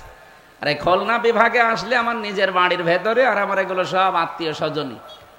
আর যেহেতু আমার শ্বশুর বাড়ি এই যে এই বিভাগে চুয়াডাঙ্গায়, আমার বাবার শ্বশুর বাড়িও চুয়াডাঙ্গায়, সেই হিসাবে আমার মনে হয় এই বিভাগের লোক যারাই আছে হয় শালা হবে নয় শ্বশুর হবে, আত্মীয় স্বজনই আমার। এরকম মন নিয়ে আমরা আজকে কথা বলবো ইনশাআল্লাহ। যাদের সম্মান কামনা করলাম, আমি এমনি এমনি কারো সম্মান চাই না। রাফা'না লাকা যিকরাক, কোরআনে কারিমে আল্লাহ জানিয়েছেন, হে নবী আপনার সম্মানকে আমি উপরে তুলি নাই।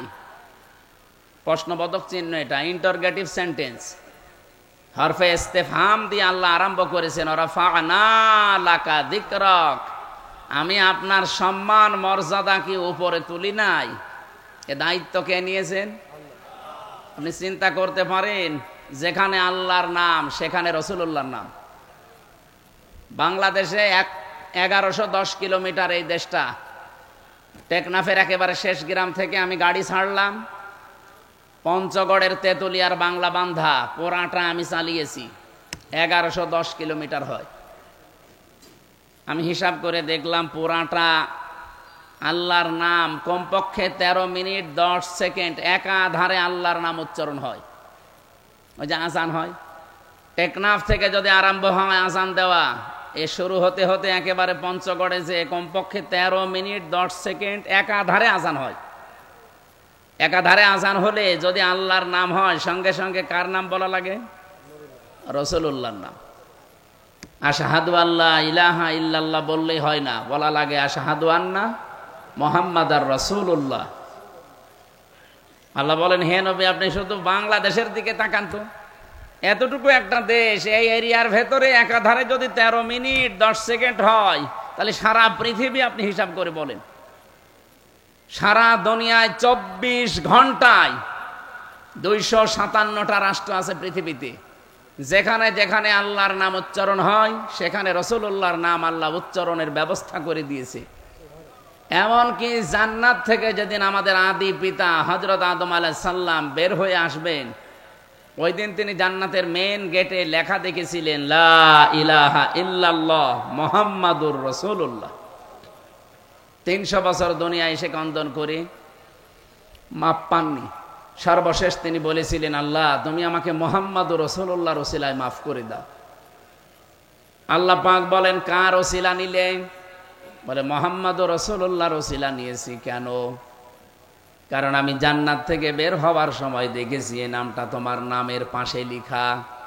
ওই দিনই বুঝেছিলাম নামটা হয়তো তোমার নিকটবর্তী কেউ হবে। আল্লাহ পাক ওই দিন জানিয়েছেন, হে আদম, যার নাম নিয়ে তুমি ওসিলা দিলে এ কিন্তু তোমারই সন্তান হবে। পরবর্তীতে এই পৃথিবীতে তাকেও আমি আল্লাহ পাঠাবো। তোমাকে শুধু পাঠিয়ে আমি শেষ করে দেয়নি। ফামান তাবিআ হুদায়া ফালা খাউফুন আলাইহিম ওয়ালা হুম ইয়াহজানুন। আমার পক্ষ থেকে হেদায়েত যাবে, এটা আল্লাহ যদিও আদম নবীকে বলেছিলেন। আপনি এই যে ফামান তাবিআ হুদায়া, এর ব্যাখ্যা করতে গিয়ে আমি যত তাফসীর পড়েছি, মুফাসসিরিন ইকরাম জানাতে চেয়েছেন এই হেদায়েত মানে কোরআন। অথচ আদম নবী যেই দিন এসেছেন ওই দিন কোরআনের কোনো নামগন্ধ ছিল? বলেন বলেন। আদম নবী জানতো যে কোরআন নামে কিছু আছে? না। অথচ ওই দিনই আল্লাহ তাকে ইঙ্গিত দিয়েছেন। এর দ্বিতীয় তাফসীর হচ্ছে, যদিও কোরআন শরীফকে আল্লাহ হুদা বলেছেন, এই জন্য হুদাল্লিল মুত্তাকিন। এখানে হুদান শব্দটা যদি ইসমে ফাইল থেকে আপনি নিয়ে আসেন হাদিন, এর বাংলা অর্থ দাঁড়ায় হেদায়েত দিতে পারে শুধুমাত্র একজন, তার নাম। ওনার মুখ থেকে যেটা বের হয়েছে তার নাম কোরআন। এই জন্য হুদাল্লিল মুত্তাকিন বলার আগে আমার আল্লাহ কিতাবের আগে আলিফ লাম দিয়েছেন, যালিকাল কিতাবু লা রাইবা ফীহ। এই যে কিতাবের আগে আলিফ লাম দিলেন। আমি আরবি গ্রামার যখন পড়ি এই আয়াতের সাথে মিলিয়ে দেখেছি, পৃথিবীতে একটা মাত্র কিতাব আল্লাহ দিয়েছেন যেটা মানুষকে পথ দেখাতে পারে, আর যত কিতাব আছে তাকে আল্লাহ হাদিন বলেন নাই। হুদাল্লিল মুত্তাকিন, হুদাল্লিন নাস, হুদাল্লিল মুসলিমিন, প্রত্যেকটা শব্দই কোরআনে আছে। আমি আলিফ লাম নিয়ে গবেষণা করে 4 প্রকার পেয়েছিলাম আরবি গ্রামারে। কেন আল্লাহ যালিকাল কিতাবের আগে আলিফ লাম দিয়ে নির্দিষ্ট করে দিলেন? এই আলিফ লামের পক্ষে একটা হাদিসও পেয়েছি তিরমিজি শরীফে। এই এদিকে তাকান। এই না না না, বসুন বসুন বসুন, এখানে ওঠা যাবে না ভাই। একেবারে নিস্তব্ধ হয়ে শুনবেন। যেই কথা বলবো ওখান থেকে একটা শিক্ষা নিয়ে আসবো, এরপরে সামনে যাব। আমি 1 ঘন্টা কথা বলবো, কিন্তু 1 ঘন্টায় যেন ক্লাসের মতো শোনা যায়। কি শুনবেন তো ইনশাআল্লাহ? আলিফ লামের যে হাদিসটা বলছিলাম এবার শোনেন। আমার মনে হয় আপনারা শুধু শুনেই শেষ করে দেবেন না, শোনার পরে আজকেই সিদ্ধান্ত নিয়ে এক্ষুনি মেনে নেওয়ার মন বানাবেন। কি কথা বলে না কেন? কারণ আমি তো শুধু অ্যাডভার্টাইজ করছি, আমি অ্যাডভাইজার। আমার নিজের কথাও না, আমার বাবার কথাও না। আর ডাক্তার সাহেব আমার সারাদিন মোবাইল করছে, উনি শিখিয়েও দেয়নি। যা শিখিয়েছি, যা শিখেছি সব শিখিয়েছে আমার আল্লাহ। এদের বিপক্ষে যে হাদিসটা বলছি, আমার মনে হয় হাদিসটা বাংলাদেশের মানুষ যদি মানে, আগামীতে কোরআন সংসদে চলে যাবে। নাকি হাদিস বলবো না স্যার? বলবো মানে এটা তো বলা দরকার। খুব ভালো করে শুনবেন। কে কোন দলে আছেন, মতে আছেন, ওইটা ঘন্টা খানিকের জন্য বাদ দিয়ে দেন। মনে করবেন এই হাদিস এখনই নবী আপনার জন্য বলছে। মানিত্তাবা আল হুদা, এই যে হাদান শব্দ, হুদা শব্দের ব্যাখ্যা করতে গিয়ে এই হাদিসটা আমি পেয়েছি হযরতে আবু হুরায়রা রাদিয়াল্লাহু তাআলা আনহু থেকে বর্ণিত। বিশ্ব নবী জানিয়েছেন, মানিত্তাবা আল হুদা বিগাইরিল কোরআন আদাল্লাহুল্লাহ। কোন মানুষ যদি হেদায়েত পাওয়ার জন্যে, পথ পাওয়ার জন্যে কোরআনে কারীম বাদ দিয়ে পৃথিবীর কোন জায়গায় ছুটে যায়, ওর নিয়ত যতই ভালো থাক, আল্লাহ নিজে তাকে দায়িত্ব নিয়ে গোমরা বানিয়ে দেয়। জরুরি না হলে পরে আসেন, একটু পরে আসেন, 5 মিনিট পরে আসেন। কারণ এই বিষয়টা আগে, আজকের আলোচনার সামারাইজ বিষয়টা এটা। শব্দের দিকে খেয়াল করে করে আমি যখন মিলাই, আমি চিন্তা করলাম নবীজি দল্লা শব্দ কেন দিলেন না? দল্লা ইয়াদিল্লু শব্দ যদি দিতেন, 84 মুজাররদ থেকে বাপটা আসলে বাংলা অর্থ হতো আপনি নিজেই নিজেকে খারাপ বানিয়ে ফেলেছেন। কিন্তু আদাল্লা ইয়াদিল্লু বাবে ইফআল থেকে যখন শব্দ আসে, যেহেতু সার বিষয় কামেল পাস, আদাল্লা ইয়াদিল্লু বাবে ইফআল থেকে আসলে এই বাবের খাসিয়াত হচ্ছে 9টা। কওমি মাদ্রাসায় যারা ভালোভাবে পড়েন তারা বাপগুলো হয়তো দেখেছেন। এই 9টা খাসিয়াতের প্রথম খাসলত, এই খাসিয়াত হচ্ছে আল্লাহ নিজে দায়িত্ব নিচ্ছে। আদাল্লা ইউদিল্লু, দল্লা শব্দ হলে বাংলা অর্থ হয়তো আপনি নিজেই নিজেকে খারাপ বানিয়েছেন, আর আদাল্লা আসলে বাংলা অর্থ দাঁড়াবে আল্লাহ নিজে আপনাকে খারাপ বানিয়েছে। খুলনাবাসী, আমি এবার একেবারে ফাইনাল প্রশ্ন করছি, হেদায়েত দেওয়ার মালিককে? উনি যদি বলে আমি তোকে গোমরা বানাবো, হেদায়েত দেওয়ার আর কেউ আছে? নেই।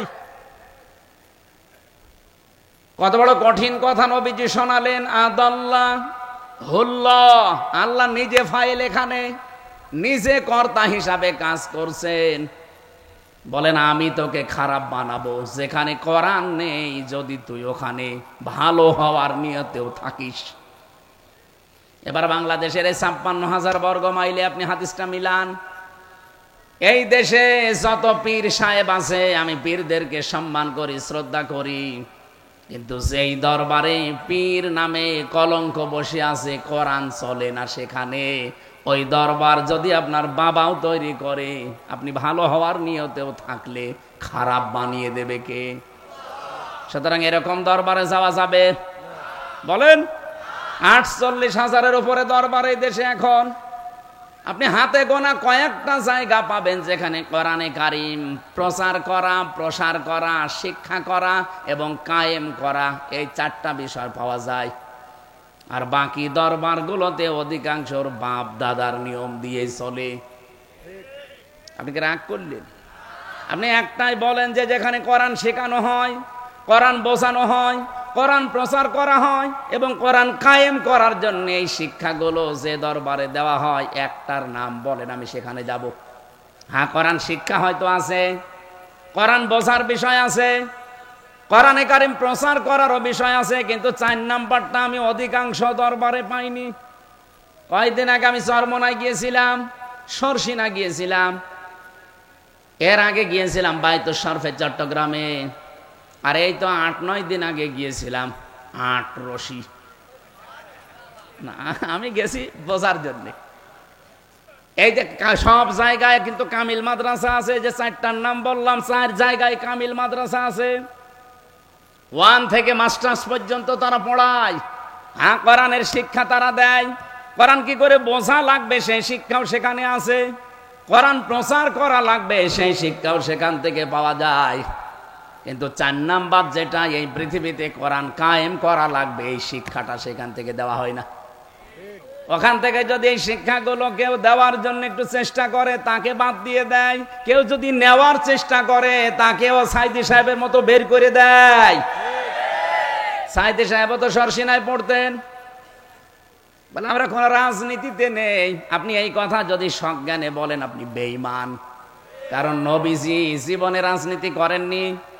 উনি রাজনীতি না করলে রাষ্ট্রপ্রধান হলেন কি করে? আপনি বাঙালিকে হাইকোর্ট দেখান, ভণ্ডামি করার জায়গা পান না। বলেন না আমরা একটা তন্ত্রে মন্ত্রে আছি, আমি একটা আদর্শ নিয়ে আসি। আপনার আদর্শ হওয়া লাগবে রাসূলুল্লাহর আদর্শ। যেই দরবার থেকে কোরআন শেখানো হয়, কোরআন বোঝানো হয়, কোরআন প্রচার করা হয়, কিন্তু সেখানে কোরআন কায়েমের কোনো কথা নেই, সিস্টেম নেই, ওই দরবারে যদি ভালো হওয়ার নিয়েতেও কেউ থাকে আল্লাহ নিজে দায়িত্ব নিয়ে তাকে গোমরা বানিয়ে দেবে। এখন যদি বলেন কই গোমরা হয় না, তো হয় না মানে আবার কি দেখবেন? ফরিদউদ্দিন মাসউদ একটা গোমরা আলেম না? কথা বলেন না কেন? ওর কি জ্ঞান কম আছে? কোরআনের জ্ঞান বেশ যথেষ্ট আছে, কোরআন প্রচারও করার মাধ্যম জানে, কিন্তু কোরআন কায়েমের আন্দোলনে ছিল না। যারা কায়েম করতো তাদের বিরুদ্ধে সারা জীবন ফতোয়া দিয়েছে। শাহবাগে পর্যন্ত গিয়ে সাইদি সাহেবের ফাঁসি চেয়েছে। কথা বলছেন না কেন? আরে ভাই, সাইদি সাহেব একদিকে প্রচারক ছিলেন আর একদিকে কোরআন কায়েমের কর্মী ছিলেন। এই কথা জানার পরে কেউ যদি তাকে বের করে দেয়, গালাগালি করে, আমার রিমান্ডে 10 দিন একাধারে ওনারে মনে হয় 200 বার গালি দিয়েছে। আমারে গালি দিয়েছে হয়তো 50 বার, আর ওনার নাম ধরে গালি দিয়েছে 200 বার। যে উনি তো এত ভালো মানুষ, কোন কারণে উনি এই রাজনীতিতে আসলো? আমার মনে হয় নবীজি যদি এখন বেঁচে থাকতো, ওই শয়তান অফিসার গুলো ও নবীজিকে ওই কথা বলতো। এর ভেতরে আপনার খুলনার এক অফিসার ছিল, যে কি বলে ফুলতলার শেখ ইমরান হোসেন, ওই যে আকরাম চেয়ারম্যানের ছেলে। আর কি বলা লাগবে? অনেক মাঝে মাঝে বলতো যে সাইদি সাহেব ভালো মানুষ, ঠিক আছে, তো উনি রাজনীতি করবে কেন? কেন আপনার সমস্যা কি? রাজনীতি করবে সালমান এফ রহমানের মতো দরবেশ, আর 36,000 কোটি টাকা চুরি করবে। ঠিকই বলেছে এই লোকটা, যে মাইরে খাওয়ার জন্যই তো রাজনীতি ওরা করে। ইসলাম বাদ দিয়ে যারা রাজনীতি করে ওদের মেরে খাওয়া ছাড়া কি কোন ধান্দা আছে বলেন আপনি? আর যারা ইসলাম দিয়ে রাজনীতি করেছে আপনি দেখান। মাওলানা মতিয়ার রহমান নিজামী এমপি ছিলেন, মন্ত্রী ছিলেন, মন্ত্রণালয় চালানোর পরে 36 টাকা ফেরত দিয়েছে রাষ্ট্রকে। পৃথিবীর ইতিহাস এটা। এর চাইতে আর কি দেখানো লাগবে বাংলাদেশকে বলেন? এর বড় মানুষ বলে না আমরা আরো চাই, তাই আরো চাই, জায়গা মতো দেন, সব যা চাচ্ছেন তাই পাবেন। আপনারা আরো চান, পাঠাবেন আপনি সালমান এফ রহমানের মতন বড় চোর। ওর মাথার চুল থেকে পায়ের স্যান্ডেল পর্যন্ত সাদা, আমার মনে হয় ভেতরেও সাদা। আমি ভেতরটা জানি না, আমার মনে হয় ও সাদা, কিন্তু ওর যে অন্তর পুরাটা কালো। কথা বলেন না কেন? আমার মাথায় দড়ি দিয়ে, পেছনে হ্যান্ডকাপ দিয়ে, মাথায় কালো টুপি লাগিয়ে, পায়ে ডান্ডা বেড়ি লাগিয়ে, বুকের ওপরে ওই যে সেই জ্যাকেট পরিয়ে, মাথার ওপরে ওই যে কি টুপি দেয় ওইটা দিয়ে যখন আমারে আদালতে নিয়ে যেত, আমি নিজে দেখেছি এই লোকটা আমার দিকে তাকিয়ে টিপ্পনি কাটছে। এই সালমান এফ রহমান, এই দরবেশ বাবা। আমি বের হওয়ার পরে এজলাস থেকে ও দেখলাম ওই খাস কামরায় ঢুকে ওই যে ম্যাজিস্ট্রেট ছিল, জজ ছিল, তারে কি যেন বলে দিল।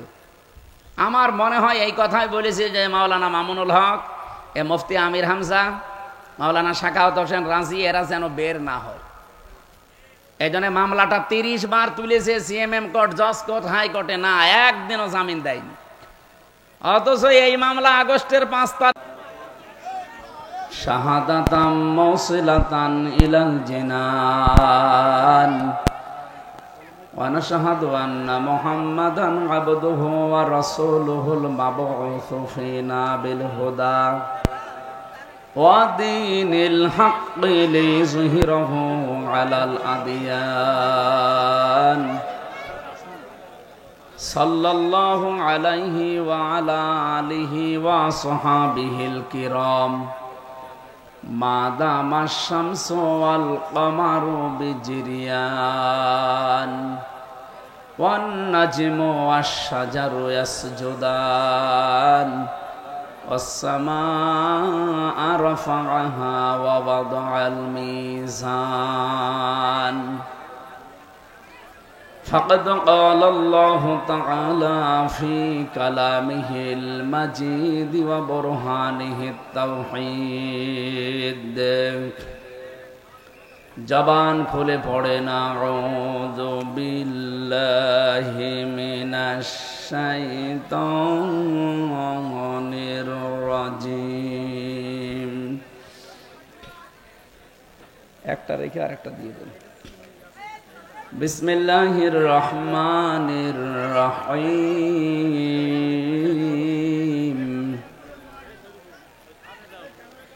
ইন্নামাল মুমিনুনা আল্লাযীনা আমানু বিল্লাহি ওয়া রাসূলিহি সুম্মা লাম ইয়ারতাবু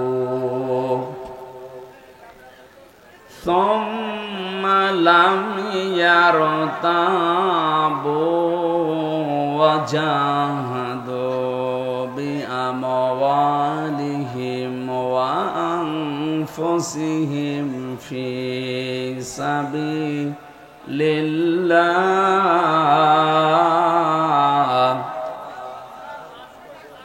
أولئك هم الصادقون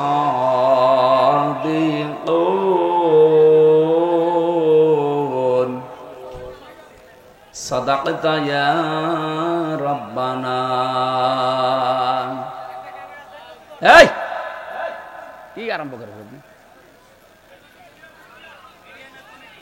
ভাই এখানে দাঁড়িয়ে আছেন কেন আপনি? এই জায়গায় ফাঁকা জায়গায় বসতে পারেন না? আসেন এখানে আসেন। যারা দাঁড়িয়ে আছে আশপাশে তাদেরকে বলছে এই জায়গা পূরণ করেন। এই আপনারা নিজেরা আবার ওঠা আরম্ভ করেন। আসেন আসেন আসেন, কাউরে বাড়িয়ে বাইরে দাঁড়িয়ে থাকা লাগবে না, যান এই জায়গাগুলো পূরণ করে বসে, একেবারে সামনে পর্যন্ত বসে। আরে আল্লাহ রে বাঙালি,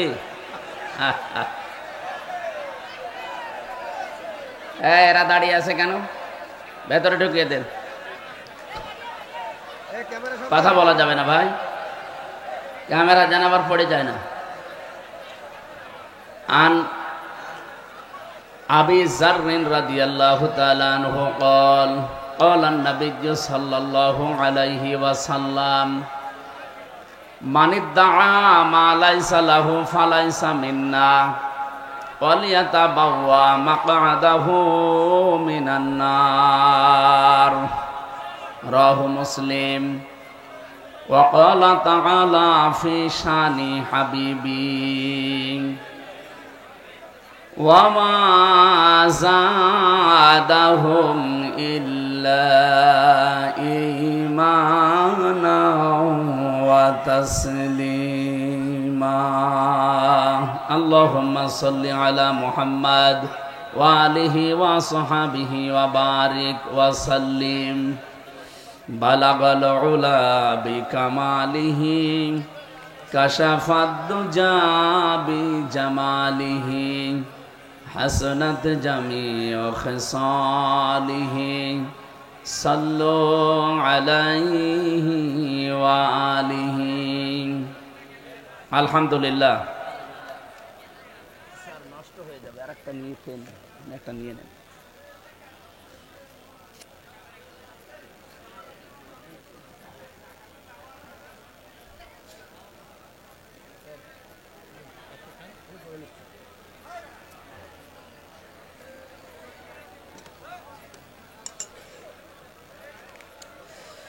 বাংলাদেশের ঐতিহ্যবাহী জেলা খুলনা, আমার প্রাণপ্রিয় বিভাগ,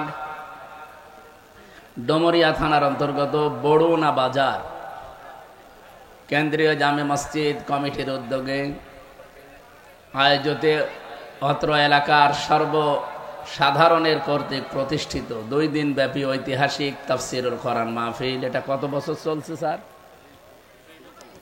ও প্রথম বাৎসরিক তাফসিরুল কোরআন মাহফিলের সমাপনী রজনীর স্বনামধন্য সভাপতি অত্র এলাকার সর্বজন শ্রদ্ধাভাজন ব্যক্তিত্ব জনাব মাওলানা মোফাজ্জেল হোসাইন দামাত বারকাতুহুমুল আলিয়া, বলেন আমিন। এ মাহফিলের প্রধান অতিথি বাংলাদেশ জামাতি ইসলামী। এই নামটা এখন শুনলে আমাদের মনটা ভরে যায়, কারণ এই 15.5টা বছর শুধু না, এই 54 বছরে আমরা অলরেডি মানে জুলুমের শিকার হয়ে আছি এই নামটার কারণে। যারা জুলুম করেছিলেন আপনারা কিন্তু এখন আর আমাদের টার্গেট নেই।